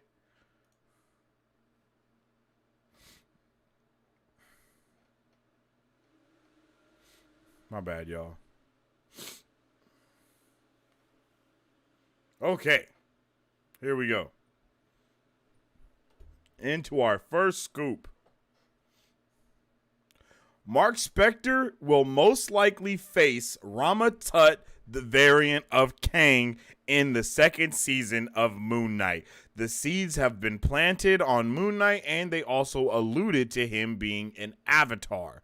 Rama Tut will be the villain in both Moon Knight and Fantastic Four, and Kang and his variants are going to be popping up in different places outside of Kang Dynasty and Secret Wars. Like I said, we already kind of knew that that we were going to have Kang variants galore throughout the MCU, but if we get having Rama Tut in this is going to be a big, fat, juicy W, bro. We saw Rama Tut be teased in Moon Knight. He's on the jacket of the young kid that commits, he unalives himself when he's being held off the edge. He takes like a knife and cuts the shit so he can fall to his death. Like, you know what I'm saying? So that is going to be awesome. If we actually get this happening, I am all the way down for it. We know Kang is supposed to be everywhere. Moon Knight is amazing. Moon Knight did his ties to Egypt. It would be very smart. I mean, Moon Knight has his ties to Egypt. It would be amazing for them to utilize it in that way. I was definitely wondering why they didn't use the Egyptians and the gods and all the god stuff that they were leading up to in Moon Knight. I don't know why that wasn't used for Thor Love and Thunder, but if they're doing it like this, because we about to have Rama Tut come through and be with and possibly be murdering those other Egyptian gods and whatnot, that would be solid. I would love it, bro. I would love it. I would love it. Yeah, I would love it. I would love it. I would love it. And it would be very interesting if they did something. I don't know, man. I just feel like my brain, the theory that I'm coming with in my head right now is like somehow because Mark Spector and Hugh Grant are not Hugh Grant. What the hell? Mark Spector and maybe it is Hugh Grant. I can't think of the other bro's name, but it might be Hugh Grant. But Mark Spector and Hugh Grant, the fact that they are two different people. Bro, his name is not Hugh Grant. What the hell is bro's name? Moon Knight.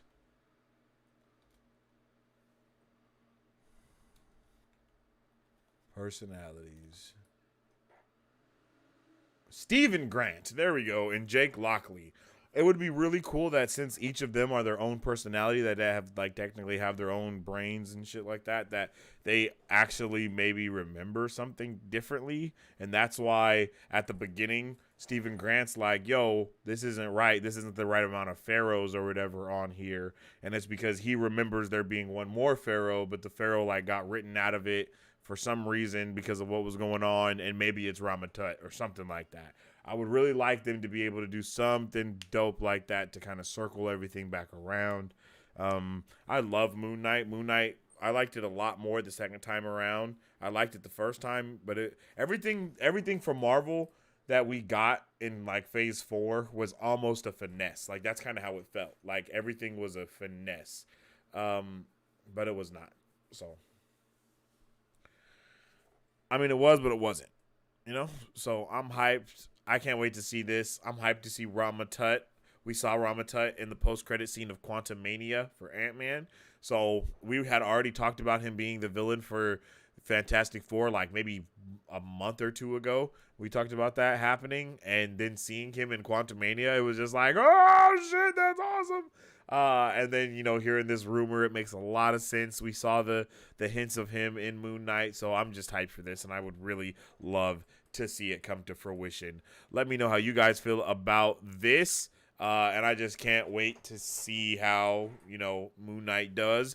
And kind of like what Marisu was saying right here, Moon Knight was great. I just want season 2 to feel more connected to everything else. And I agree with that completely.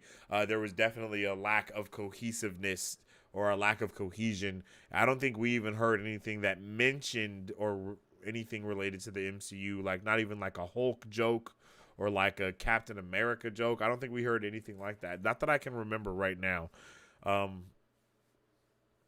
You know, but like I've also been saying, I would love to see the multiverse come into play throughout these Disney Plus shows and shit like that. So it would be freaking awesome if we didn't even know that some of this shit that we've seen that we feel isn't connected to anything else is because it happened or took place in a different multiverse, and we just haven't seen that multiverse actually come into significant play yet because we didn't know about the multiverse like that at the time.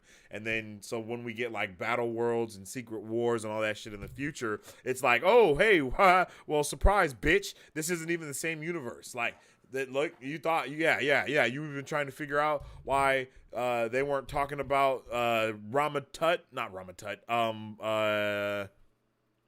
y'all was trying to figure out why the Celestial wasn't being talked about in the universe. You know why? It's because it's in a freaking different universe, homie. It's not even in the one that you thought. And then we would be like, oh. And we would all be mind blown from something like that. But that would be awesome to know. And I would love for something like that to happen for like Moon Knight, for Eternals, maybe one more show that I can't think of right now, or one more movie that has like happened in a different multiverse and we just didn't know it. And I would love that. I think it would be legit and it would be crazy. So yeah, let me know how you guys feel about Kang and his variants and popping up everywhere and Moon Knight. And I love Moon Knight. And how do you guys feel about Moon Knight? What are you guys hoping to see in Moon Knight season 2? Did you like season 1? Did you not like it? Are you excited for hoping to see some more connectivity to the rest of the universe? Or are you okay with there not being a lot of connectivity? Because sometimes we need these characters to stand alone, being their own heroes, and they don't necessarily need to exist within the universe that there already is. How do you feel about it? I'm definitely interested in knowing, so let me know in the comment section down below. But I will say that I agree, and I would like to see a lot more cohesion, but at the same time, you know what I mean? Those two movies are set outside of New York completely. So there's not really a huge reason to see anything like that. Like, are the Avengers as big as they are outside of New York everywhere? You know, like Miss Marvel is just in New Jersey. That's still close to New York. So it makes sense for them to have an Avenger Con. You know, we go to LA, we see they have superheroes freaking everywhere just because it's LA, you know. So are they even worried about the Avengers like that? Because they have so many of their own heroes. Like there's so many different superpowered shit going on everywhere all the time. And that just might be how the universe is now. And, you know, so people don't really care about the Avengers because it's like, hey, yo, the Avengers only be in New York and America. Like they be doing other shit, but who cares? And maybe the Avengers can't go outside of America anymore because of the different laws that's happened and shit. Who knows? But it was dope to see Miss Marvel kind of talk about that Ant-Man book and shit like that, you know, that we didn't even know about yet, and seeing like that podcast and kind of leading up into that. So, you know, that's pretty solid, bro. I like that a lot. Ant-Man taught us people can't tell the Avengers apart. Well, I mean, you know, it's weird that they don't know who Ant-Man is, but people was recognizing Hawkeye on the street. No, actually, hold the hell up. Wait a minute, Marisu. You're actually making a really good point here. That is taking Ant-Man. They're in San Francisco. So why would they know? So once again, we get back to the point before of, anywhere outside of like New York, basically. They don't really know the heroes as well as they do in New York. You know, in New York, they got the freaking placard that says everyone's name because the shit happened in New York. You know, all that shit was going down there. A lot of that type of stuff was happening. So, you know, they honor them a lot more in New York City. And then you have in Frisco, you know, they can't even know who Spider-Man is compared to someone else type of shit. And then you got LA, who has She-Hulk. And, you know, they kind of cared a little bit about stuff. They were kind of mentioning the Avengers and shit. But, I mean, that's because Hulk was in it. So, we'll see. Phase 5 is setting up 3 Avengers teams: East Coast, West Coast, and the Young Avengers. Yeah, I was kind of feeling the same way about the East Coast and West Coast Avengers, but I really don't want that to be a thing because I was never really a big fan of when it happened the first time, like with the comics. So hopefully they do it with like, instead they do actually create. Like they take a team from the comic books and they just make one of them the teams. Like we have the Defenders and the Avengers, and then like the Ultimates or something. You know what I mean? Make the West Coast Avengers called the Ultimates instead of that, or something like that. You know what I mean? Just so we can get a little bit more spiciness going around and a little bit more change, which I like a lot. It may be the multiverse saga, but it doesn't mean it can't change the character dynamics. I'm not sure what you mean by that. There are probably people outside New York who still don't think aliens are real. That's very true. That's very true. Because, like, think about it. There's not been any alien invasions and shit like that happening anywhere. The most they know is that heroes and shit like that are real 100%. They might just think, you know, hey, yo, this is the goddamn government being the government. East Coast will be the serious Avengers, and West Coast will be the more campy fourth wall breakers, I reckon. Yeah, that makes a lot of sense. I'm pretty sure Daredevil, or the female Daredevil, is on the West Coast Avengers as well, with She-Hulk and some other characters that we just probably have not been introduced to just yet. But I'm down for all of that. As a Mississippian, I bet you a lot of Christians thought the blip was the rapture. That's true. That's true. I would love to see how religions and stuff like that are coping with the facts of what's been going on. I mean, shit, I'm pretty sure Captain America still believed in God and was still like a devout Christian, even knowing all the shit that was going on and seeing aliens like that and shit too. So that makes a sense. That make a sense, right? Like that makes a lot of sense. Yo, that's wild.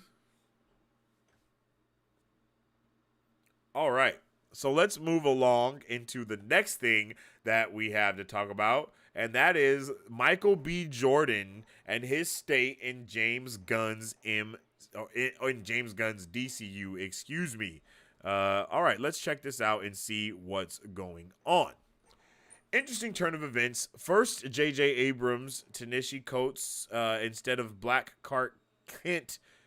Mike DeLuca is wanting to make a compromise. Remember, Michael B. Jordan was working on a Val Zod Superman movie. Well, DeLuca wants to combine the ideas, make J.J. Abrams Superman about Val Zod, and bring Michael B. Jordan in to play Val Zod.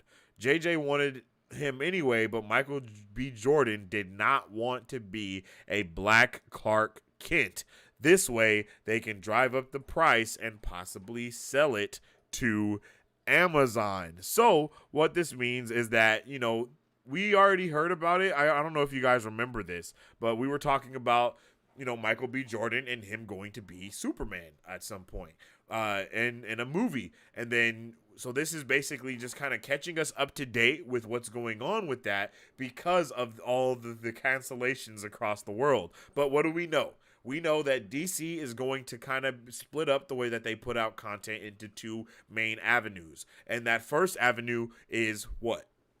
It's DCU and James Gunn's universe and what he's going to be James Gunn's cinematic DC universe over there, right? And that's fine, right? We're going to see that happening. We're going to see that come into play. And then we're also going to have Elseworlds content, which is other universes that aren't basically in the cinematic universe. And this is stuff like the Batman, possibly Blue Beetle, Joker 2 and Joker 2, and things along the lines of that. All of those avenues will be their own universes that aren't technically a part of the DC cinematic universe, and they spin off into their own stuff. So we will have DC Universe and Elseworlds coexisting with different content coming out on both medias, and respectfully. Now, let me tell you something. Let me tell you something about this, okay? I am kind of with it for a reason. And that's because I would like to see different the only reason I'm with this and with a lot of other things is because I want to see DC do this Elseworlds content and have a multitude and plethora of amazing ass DC content coming out on different platforms like Netflix, Amazon, probably not HBO Max and stuff, because HBO Max will probably be the hub of everything that's theirs, like DC Universe type shit. But Michael B. Jordan is a terrible actor. And I do not think that I think this movie would be mad cringe if it actually got made. And this is no hate or anything like that, but I just like Michael B. Jordan did a incredible job with Killmonger. But 100%, that's probably the only thing that I've seen him do that I liked him in. He is a super cheesy person to me. He's like super cheesy. Every time I see him act, it just doesn't, I can't believe it. He feels like The Rock to me a lot. Like even when he tries to be different characters, it seems to me like he's always playing the same character that is himself. And I don't want to see that as Superman. Or Val Zod, to be completely honest. I don't even want to see the Val Zod Superman. What I think would be dope if he was like, what is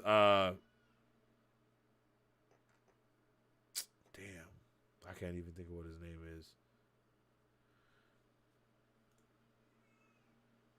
General Zod's son. What's General Zod's son? General Zod's son. Lord Zod. Lord Zod, like from Young Justice and shit like that. I think that would be a dope character that he could play, because he's very, Lord Zod is very Killmonger-ish, I guess. And we see that he can play Killmonger, so I don't want Jordan to, do too much. And I'm happy he wouldn't be a black Clark Kent. That's stupid. That's dumb. I'm not for any of the gender swapping. I'm not for any of the race swapping or gender swapping stuff, because there is a multitude of characters everywhere that can be utilized instead of changing a character to fit something else. In my opinion, there's a multitude of comic book characters, a plethora of comic book characters that deserve their light and shine, and there's not a reason to really change them if there's not a necessity. You don't need to make some new character. There's already hella female characters, hella male characters, hella characters of different races and descent and stuff like that. So, just keep things the way that things should be. Don't cause issues for no reason. It's pretty easy, you know what I'm saying? And I think that's something that James Gunn will do. I don't think we have to worry about James Gunn swapping, doing anything weird for the sake of like, oh, this works for the climate or anything. I don't think that's anything that's gonna happen. So, and that's something I'm against. Like, I'm against the whole changing shit because it's the climate pressure or whatever. I don't like that. That's weird. But I'm not with people going out of their way to be extremely toxically racist and sexist about the things that they say in response to something that they don't appreciate either. So, it's just hard to kind of find the line of not being able to like something for a reason, but not be grouped into the other people that are wildin'. It'd fall flat in my opinion. Amazon is not associated with DC at all. DC has burned a lot of fan bridges. Amazon is connected to DC, if I'm not mistaken. I don't know why, but I'm pretty sure they've been trying to get a deal for a while. We kind of talked about that too. And what the hell is it for? I know Netflix for sure, but Amazon has something. Maybe I'm thinking of Netflix. I might be thinking of Netflix. I don't think Jordan wants to relive the toxic racial politics playing the torch got him into. Yeah, that was wild. That was stupid. That was another stupid thing. Not WB. Everyone was just making stupid decisions with their characters. Like, Fox was wilding with that one. Like, what the hell are you doing? WB needs to stop choking DC content on worldwide release schedules. We only just got last year's Green Lantern animated movie on Netflix recently. I don't even think we have that on Netflix. That stuff is only on HBO Max, and I think that's why. HBO Max just isn't worldwide, and that's the reason why stuff takes a while to go to other platforms, which makes sense. You know, you can't really do anything about that. But I do feel you. That's definitely hurting them a lot. WB needs to focus on increasing DC's global profile first. DC does have a pretty global profile. It's just like, I think it's just back to that HBO Max thing once again. You know, they just suck. Like, it just sucks that people can't, you know, get everywhere that they need to. Flash is going to be a W. Hopefully DC can keep the momentum after that. Flash is going to be the only W. I mean, based off of all the things that we've heard, Aquaman 2, trash. Shazam 2, trash. Blue Beetle, good. This, like you saying, the Flash, good. So those two things are going to be dubs, but everything else that they're going to come out with is going to be trash. I don't even like the first Aquaman that much, so I'm not even, you know, worried about it.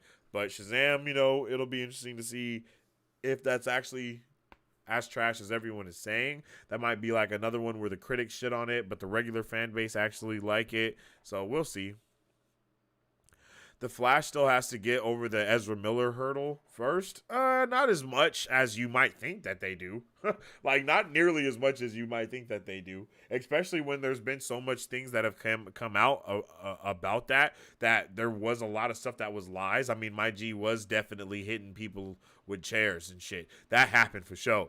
But all of the other things that had come out, like after we heard the first wave of crazy shit, all the other shit was like bullshit, for real. It was crazy bullshit, not real. A lot of sites and stuff going out of their way to twist narratives and stuff like that. And I'm pretty sure that's the only reason why WB has not dropped Ezra Miller from doing that. So that is definitely an issue. But bro, we still have like 3 months, I think, until the Flash comes out. Bruh, no one's going to be thinking about Ezra at all. They kind of already have gotten over that hurdle. Most people are hyped since watching the trailer, and no one mostly is talking about Ezra anymore. Yeah, you have people that are definitely still bringing up Ezra Miller and talking about their stuff that they have done, but overall, you know, most people are like, you know, just kind of waiting to see what actually happens. And, you know, WB already came out and said, if Ezra Miller continues to stay on the path that they were on, that we talked about this last year, once we were like, yo, this movie's never going to come out with all the stuff that's going on with Ezra Miller, but then it came out that, oh, hey, this is a lie. Oh, man, this is a lie. Oh, yo, this one's a lie as well. You know, like, and a lot of those other things are still right. Don't get me wrong. But WB had said, you know, if Ezra fesses up to everything, makes the public apology, gets themselves back into therapy because of the mental health and all that type of stuff, and does everything that is required of them, then they'll be able to continue on with the movie. And everything that they have asked and required of Ezra, they've done. So, you know. Any casual fan I brought the trailer up to raised the Ezra Miller problem. It is 100% still a problem to break the casual market. Not as much as you think, bro. Like, I'm trying to, I promise you, not as much as you think. And it may be different in New Zealand, but not as much as you think, for sure. Because, like, the casual market it's only hard because the casual market doesn't know about all the things that I just said yet, right? Like, they don't know that Ezra Miller has been cleared from a lot of the stuff that happened, and that, you know, WB has found him or found them after all the stuff that was going on, put them into, you know, the mental health stuff and all that. And like, that's not something that the casual fan knows, and DC WB will go out of their way to promote that leading up, because they really still haven't been promoting the movie. Like, they did the Super Bowl trailer, they haven't really been promoting it since then, and they're not going to until like something else happens, and then they're going to come out with another big thing and they're going to promote it. It's really just not that. Everyone talks, bro. Like, that's really what it is. Everyone's got something to say. Everyone's going to talk about it. But when that movie comes out, bro, everyone's going to be in the theater watching it because everyone's going to love it. And people have done worse things and still had movies come out for show, and people still watch them. But a lot of people don't even know what's going on. Like a lot of people don't even know what's going on. They're just going to see the movie, and that's what matters the most. You don't get criminal charges for no reason. I mean, that's not true, but a lot of people get criminal charges for no reason all the time. But I do understand what you're saying about Ezra. I do understand what you're saying about Ezra, though. The casual fan doesn't even know Ezra's name. My mother thinks Flashpoint is a new Batman movie, and that is a big fact as well. They definitely, like, they got, I was about to say Bruce Willis. What the hell am I talking about? Damn, I can't think of his name. But they got Michael Keaton, not Bruce Willis, but him. They got 2 Batmans, 2 Flashes, Sasha Cale is Supergirl. This movie is about to be insane. I'm for surely gonna see this movie. I saw the Fantastic Beasts movie that also had Ezra in it. Guess what? People were still in that theater. People were still there, and that was in the height of them being in the news for shit that was going on. People were still watching that movie. So there are 100% going to be people still watching this one. 100% there's going to be people still watching this movie. And they said that they might do a limited press because of Ezra as well. The casual nerd isn't even in an uproar. Some people are. But we had our Marvel scoop, we had our DC scoop, and now let's get into our Star Wars scoop. We already talked about some Star Wars news. Now let's get into our Star Wars scoop-a-roo-ski dooski. There's a rumor going around that in April, Lucasfilm will announce short films for Luke and Leia Skywalker as well as Han Solo. This rumor is true, Mike Beasy says. Look for them to be on Disney Plus in the vein of one-shot specials like we saw with Guardians of the Galaxy and Werewolf by Night. On top of that, we will see these 3 appear at some point.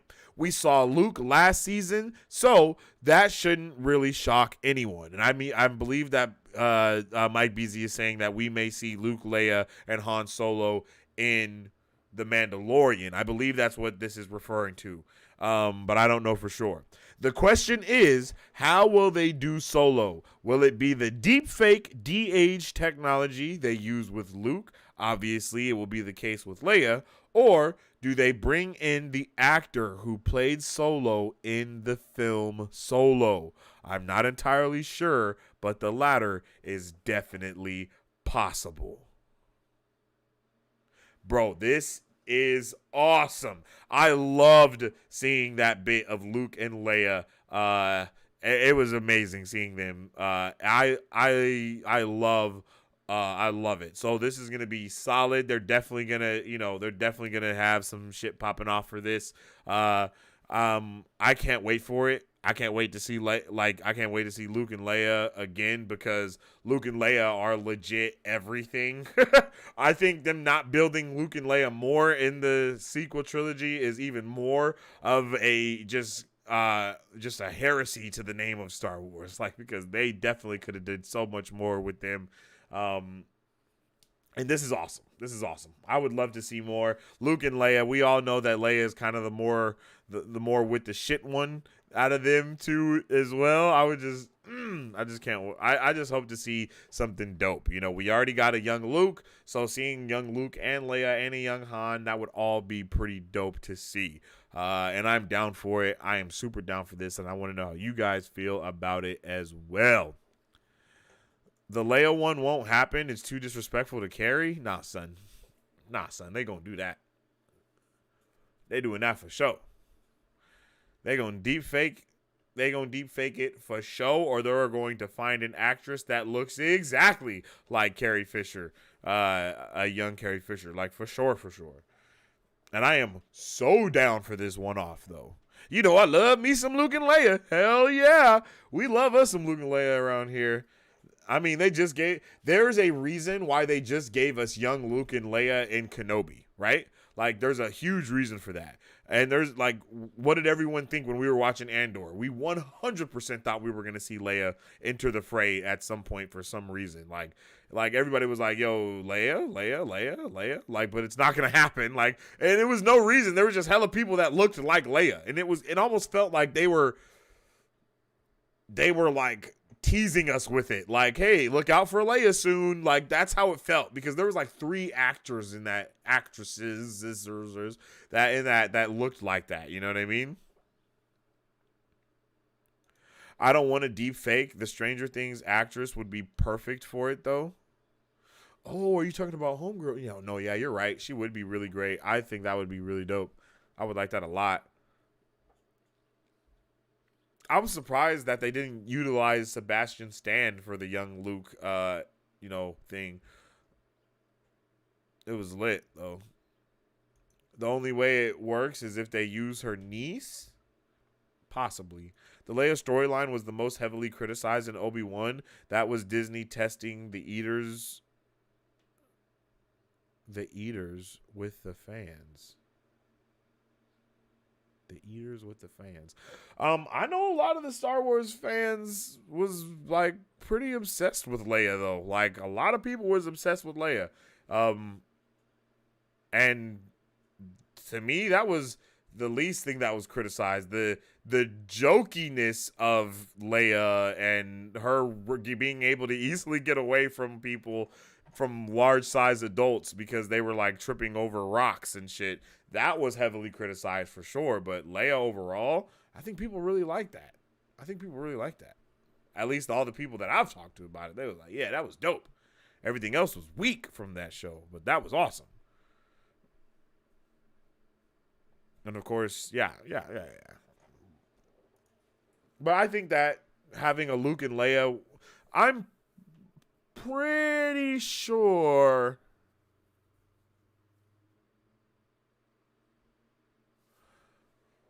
like, I thought there wasn't Leia in something already? Didn't they do a deep fake of Leia in Rogue One? Or am I tripping? Am I tripping? Was that not Leia in Rogue One?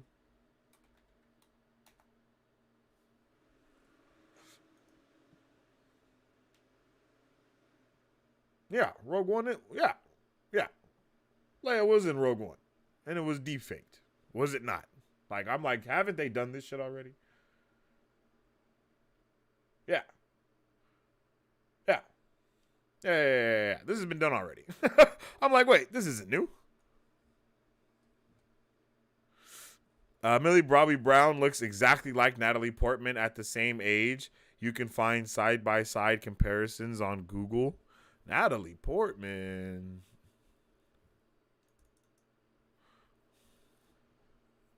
What does Natalie Portman have to do with anything? What are we talking about?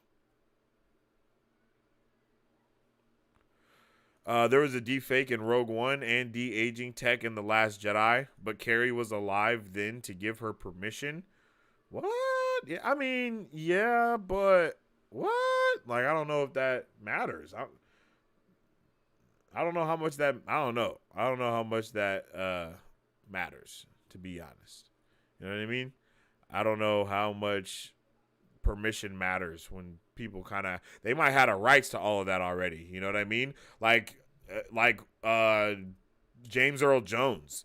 They do his voice all digitally now. Like they don't even, like he didn't voice any of the stuff recently that we've seen happen.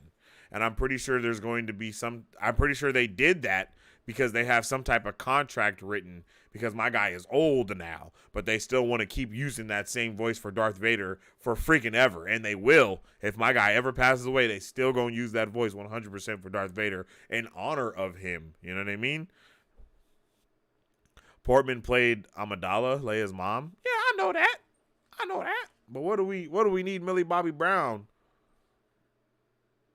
Oh, because she looks like her, she can play her. I understand what you're saying, I guess.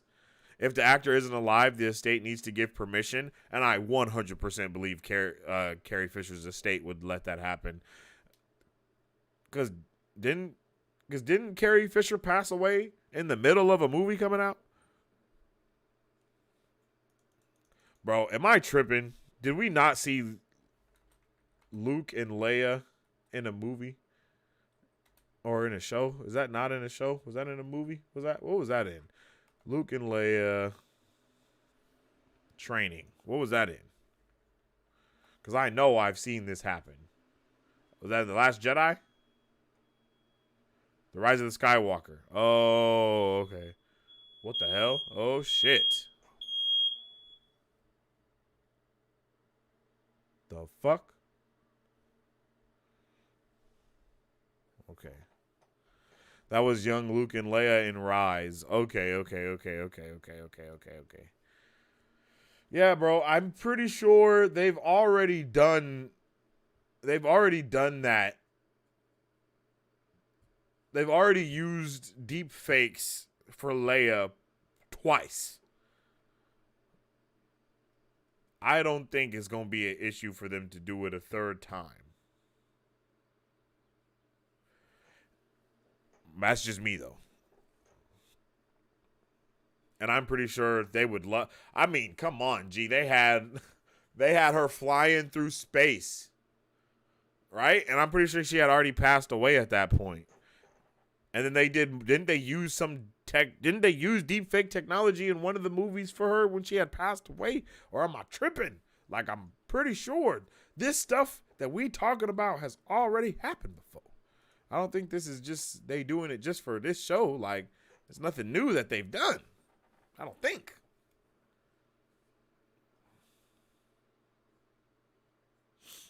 Because I'm pretty sure, I don't remember when Carrie Fisher passed away.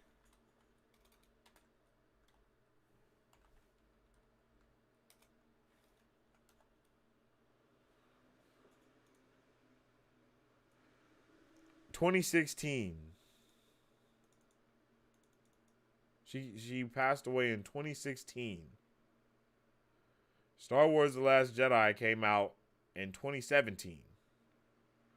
And she had passed away already, right? And they had her in there doing stuff. Wasn't she in every movie subsequently after that? Or am I tripping? Wasn't she in the Rise of... Wasn't she in all the other movies too?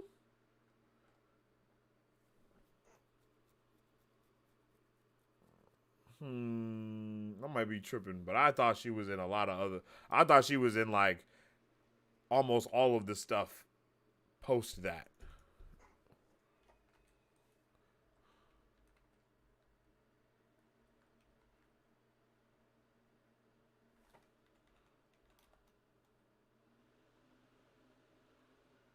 Rogue One was released in theaters on the 16th. She passed away 11 days later? Damn, I didn't know that.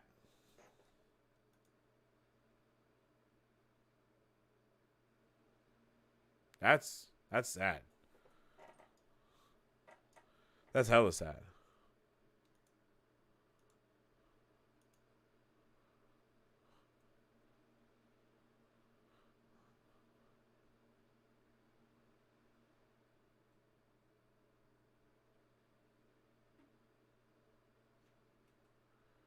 Damn, that's crazy.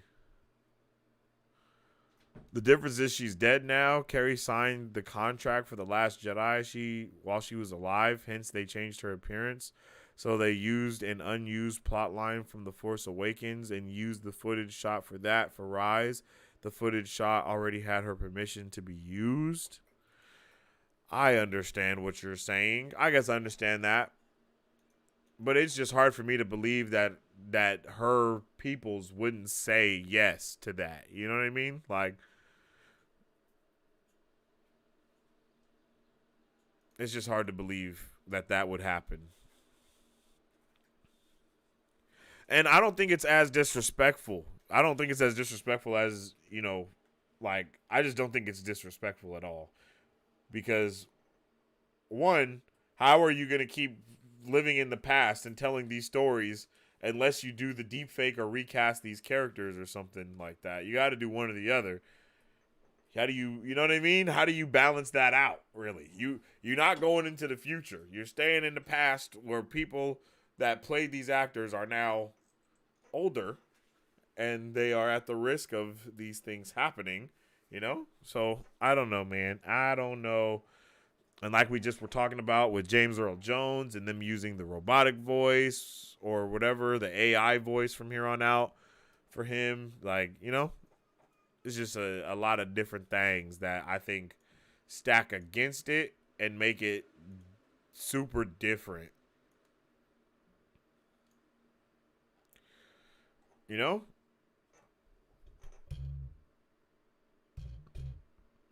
But I don't know.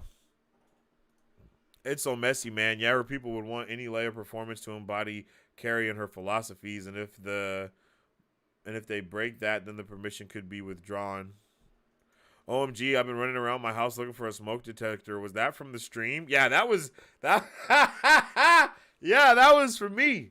Yeah, I'm pretty sure Remy may have set off the alarm or something, or the kids, somebody set the alarm off. But our alarms do be tripping as well in this house. They just be going off sometimes randomly. Yeah, that was here in the stream though. Yeah, that was from me. My bad. It like happened throughout the whole house, and then it happened in here last, and then it just stopped immediately. That's hilarious that you were running around looking for it.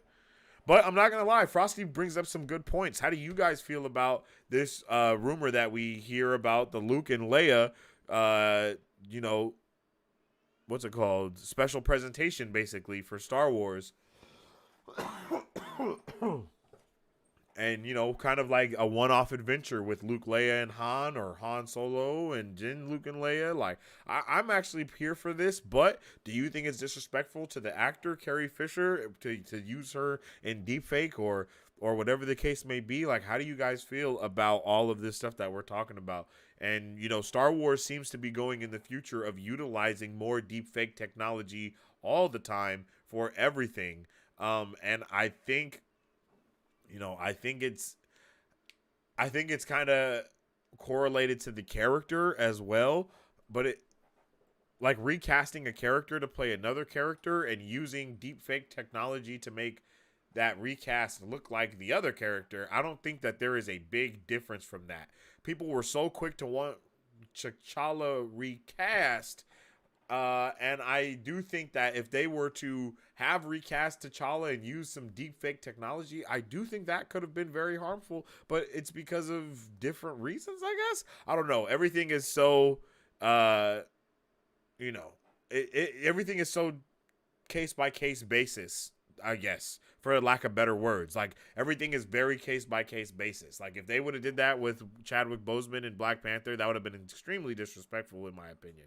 But if they did it with Carrie Fisher now, I don't think that's extremely disrespectful, especially because they had her corresponding in, like, every movie after her passing, and it seems like she loves to be Leia as well. And for some people, it may be more disrespectful to have a different actress come in and play Leia. So it's very, you know, it's very touchy-feely, you know, like it might be disrespectful to everybody. I don't know. So it's just a case-by-case basis. But no matter what happened, you know that the estate and whatever Disney chooses to do, it's been run by the family. They was either paid out or they just didn't budge, and they Disney went another way with it. But either way, I'm hyped to see this Luke and Leia show. I actually think that Disney is hurting themselves by not creating more Star Wars, Clone Wars, Rebels type content. And I think a Luke and Leia show that was animated and, exploring them both being like just doing shit and stuff, and with Han Solo in it as well. I think that would be pretty freaking awesome. I'm not going to lie to you. I think that would be really dope. So I'm all the way here for whatever happens, as long as things are handled the correct way. Like for example, if they would have kept using Stan Lee deep fake in all of the projects, that would have felt pretty bad and disrespectful to the name of Stan Lee.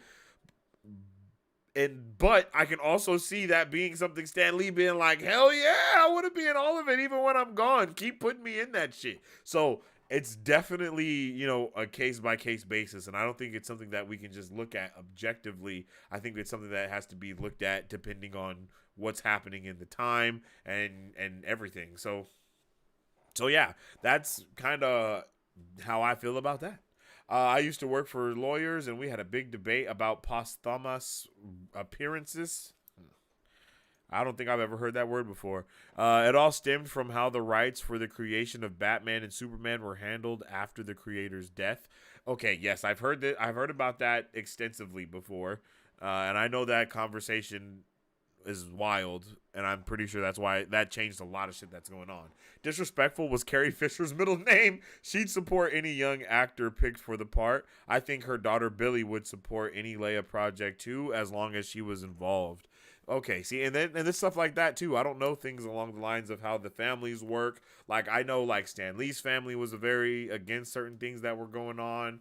And I think but sometimes stuff is just for money so they can get more and all that type of shit. So it's just a money game at the end of the day. It's all about how much money somebody wants for something to happen, or how much money will it take for something to happen, and whether someone will do it or won't do it. So I'm definitely down for this. I would love to see even more special presentations coming from Star Wars that are correlated to stuff like this, instead of getting entire freaking seasons for stupid shit. Like, we shouldn't have a whole damn season for Boba Fett. That should have been a special presentation. Like Kenobi, special presentation. I really believe that those could have been hour 30-minute things that were put together solidly to create a more cohesive story. I mean, look at what Kai Patterson did with Kenobi, being able to cut out so much bullshit and fluff and create a legit, like, 2 hours and I think it's almost 3 hours, maybe pushing 3 hours Star Wars, like one of the best Star Wars movies type things that we've had almost ever. Like, I want to watch that again just because of how good it is. So yeah, that's how I feel about all that stuff, and I would love to know how you guys feel about all this Star Wars, DC, and Marvel content that we have talked about. So yeah. Does the Star Wars Xmas special count as the first special presentation? I think it does. I think that does count as the first Star Wars special presentation. Like, technically, in all reality. Well, they can blame shows after Kathleen failed for 10 years to turn them into movies. Yep, for sure. Because Kenobi was supposed to be a movie. And I don't know if you saw that script that was supposed to come out for the movie. We talked about that here on the channel. Around when the show was done, we talked about the leaked script and how things were supposed to be. And for the most part, a lot of the things were done the same way, but they were just freaking stretched out for no damn reason. So I definitely think Kenobi should have been a special presentation. That movie that Kai Patterson put together was basically everything that I wanted from it completely. So, yeah. Before you done, go look up the Star Wars 1313. That is what I wanted to do too. I forgot about that. Star Wars 1313. That, because if you guys don't know, if you guys aren't already, you guys should definitely be following me on social media at Sensei Finito to stay up to date with all of the hot takes and news that I'm talking about all the time. And on my Twitter page, I was talking about how amazing it would be if there was a Mandalorian style Red Dead Redemption game. and Frosty was like, Frosty commented on my tweet and was like, yo, bro, there was a game that was supposed to be like that, but it got canceled. Look at this, and we're about to check it out right now. I don't know why it got canceled or anything like that, but I definitely want to see what's going on here. Let's see. Oh, here it is.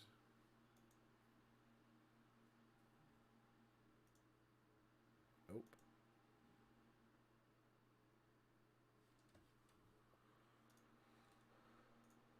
There we go. Oh, the Boba Fett game. This is the I remember this Boba Fett game. I'm not even gonna lie to you.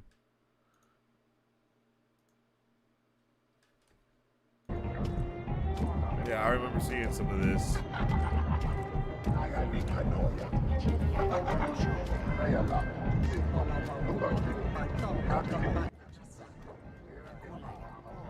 Yeah, it looks pretty solid.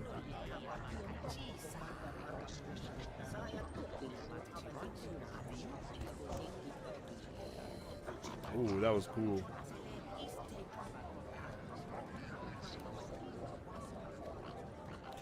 I hope they canceled this to make it a Mandalorian game instead. Ooh. Get back here.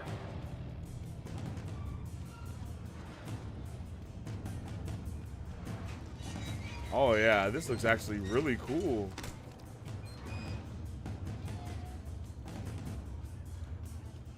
There's a lot put into this already. I can't believe they canceled this. This is almost like a finished game, damn near. Like, does it need to be polished? Of course, but like, this is damn near complete. They got shit going on in the background. They got that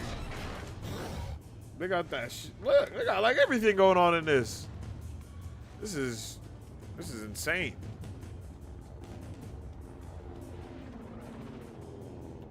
They got little action sequences and shit going on. Nigga, what?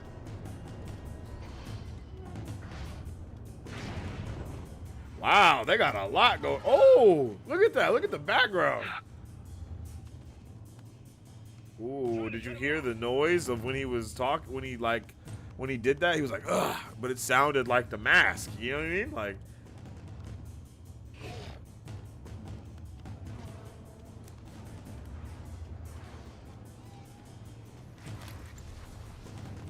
wow. Oh, oh.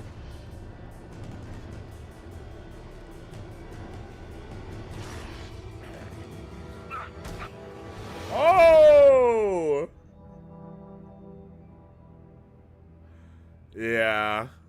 That was awesome. That was definitely awesome. They could easily take that shit and like put it into update it, put it into Unreal Engine 5, update it with some Mandalorian lore and stuff like that, and get it popping. That seems awesome, yo. Like, we need more. We need Star Wars video games, like more of them. It's kind of insane that we haven't seen like more Star Wars, even MCU games. Like, it's just wild. Like, it's crazy that Marvel's Avengers is the Marvel game that we got after the MCU being so amazing, you know? But I think that might be due to the video game companies having rights to the projects already, and I don't think like Disney Marvel has too much to do with what's going on, because like those rights were already sold a while ago before shit was popular. You know, basically the video game companies have the rights the same way that the rights for like Spider-Man and shit like that were out. Oh, some other news that we can talk about real quick is that, you know, I saw this in the news, and that's that Disney is possibly thinking about selling Hulu in order to get the rights for their Marvel properties back from Universal Studios. So that's pretty interesting. Don't know how true that is, but yeah. So that's pretty wild. Don't know how true any of that is, but yeah, bro, that's wild. That's the canceled Mando game I told you about. Yeah, bro, that's lit. And they canceled this? I know, right? That's insane. That shit looks so good. I told you we were so close to getting it. For sure we were. We were like right there, bro. Like we were like there was so much finished things in that. It's almost wild. Not hard at all to co-op. Not hard to adapt all of this to an open world co-op Mando game. For real, bro. For real, they could definitely get this shit going. Like pop it in and get it popping. For real. Like it's actually insane that this game got canceled. I really do hope it got canceled because they were like, hey, you know what? We can actually do more. So let's do more. You know? Like, you know what? This game is actually shit compared to what we could do. Let's do more. Pull the art and import it to Unreal. We're literally saying the same shit. Look at that. We're on the same wavelength. Legit. We're literally saying the same thing. My bit of gaming news is Dragon Ball Z Tenkaichi Budokai 4 is finally confirmed. Don't know if you're a fan or not, LOL. Yes, I am. I'm telling you, Marisu, you need to get you a Twitter, some type of social media account. Twitter is the way to go, though. Get you a Twitter. Follow the pages, Marisu. You're slacking. You're slacking and you're macking. We was just talking about this the other day, too. I'm so hyped for this. Me and my brother DeVito, who I started Vane Esports with, we talk about Budokai all the time. That is the game that we used to literally whoop each other's ass on as growing up. Yo, that was the game for sure, and I love it. And I'm so happy to see it coming out, to see a new one coming out. Yo, like, hell yeah. DBZ. I don't know if they have anything for it yet. I don't think there's anything. Oh, there's a no. Is there a trailer for it?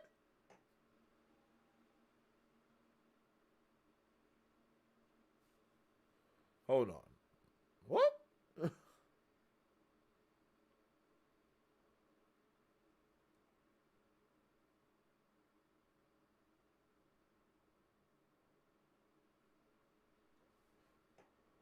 Oh, so it's.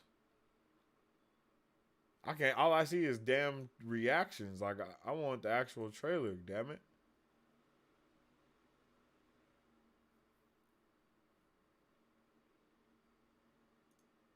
Yo.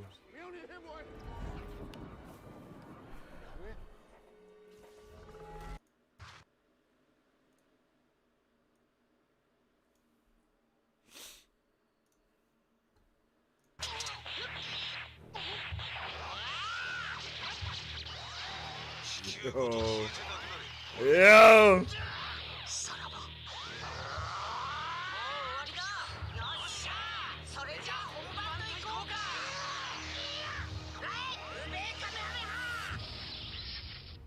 That game was so fire, bro.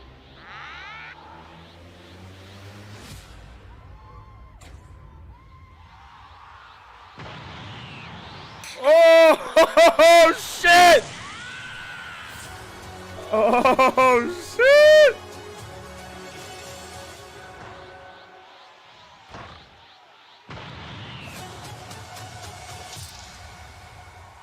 Oh my God, yo, holy shit. That was fire, son.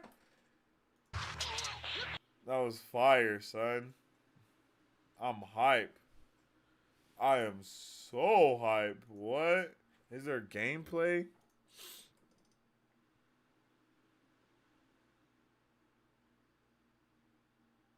There is?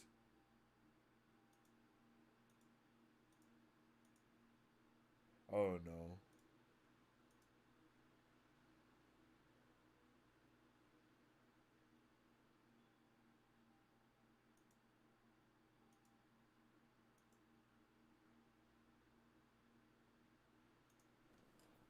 Homage, if you will. I really want to know how the character roster is going to be, if we get to play as the giant characters, because if I remember correctly, we get to play as Hirudegan, I believe as the giants, great apes as well. Okay, yeah, he's just talking about other games and shit. Bro, I am hype! Yo, I love Dragon Ball Z Budokai Tenkaichi. I can't wait for Dragon Ball Z Budokai Tenkaichi 4. It's going to be the strat. Wait, I thought they retconned out Super Saiyan 4? Well, yeah, they did, but Budokai... One of Budokai Tenkaichi, that game was out, like, at the time that was going on. You know what I mean? Like, type shit. Dragon Ball has sort of embraced the multiverse. Everything is canon now. Toyama is only involved in name these days. Well, that's technically not true. Everything isn't canon. Like, actually, nothing is canon, to be completely honest. All the movies and stuff that happened, most of them were all what-ifs. The only things that are canon are Dragon Ball Z, and Dragon Ball Super. And then the movies that correlate with those ones. Like, yeah, it's pretty weird. I don't know why. I was just reading an article about it when they put out Dragon Ball Superhero, and like basically Dragon Ball Superhero is canon, Dragon Ball Super is canon, Dragon Ball Super Brawly is canon, Dragon Ball Super the show is canon, Dragon Ball Z, and then Dragon Ball. It's really weird. Like all the other shit that's come out are all just like they are multiversal things of what if this happened. And they're basically glorified what if episodes. Oh, so it's like a sidestep, so you could go to 4 and hit a power cap unless you train, or you can go down the blue, red, and instinct ego route. What? No. It's only Super Saiyan, Super Saiyan 2, Super Saiyan 3, Super Saiyan, what is it, God, or something like that. Super Saiyan, the other one that's after that, the Super Saiyan Blue, which is like a Super Saiyan God going Super Saiyan, and then Ultra Instinct / Ultra Ego. Those are the only ones that are technically canon. And then of course Trunks and Piccolo's new forms with the whatever the hell that is. I don't know what is Trunks' new form. Trunks new form. No, not Super Saiyan Rage.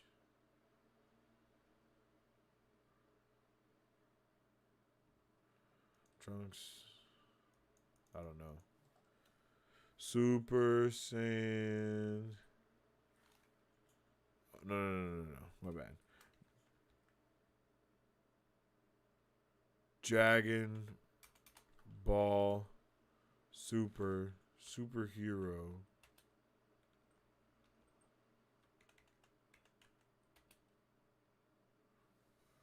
Trunks new form.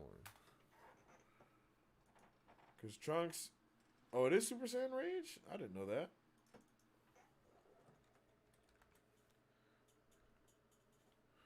Super Saiyan Rage. This does not seem right, gang. Like...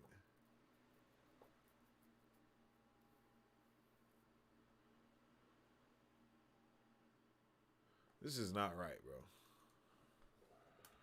Trunks new form, bro. I want to show y'all it so bad.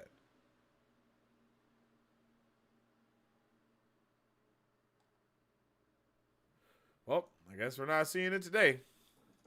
But yeah, yo. We've had an awesome pop culture news update or a news flash today talking about a multitude of things. Sorry I wasn't able to go live yesterday. I will be going live again later tonight at 11:30 p.m. Pacific Standard Time so we can watch The Mandalorian. We will be doing our watch party and review for that then. So I hope to see you guys later on tonight when we can do that then. Yeah, so with all that being said, I appreciate each and every one of you guys. If you haven't already, make sure you follow us on social media at Marvel Bros to stay up to date with the latest news, movie news, pop culture news, and all the things along the sort, because we post every single day. And you can also follow me on social media at Sensei Finito to stay up to date with all my hot takes, all the news that I talk about, everything Vane, everything Sensei Finito. And yeah, I will also be going live on my channel on Twitch later on tonight to play some more of the finals, so you can definitely follow me on my channel if you haven't already. I appreciate each and every one of you for tuning in with me today, and I hope to see you guys later on tonight. As I say all the time, stay awesome, stay nerdy, and of course, stay marvelous.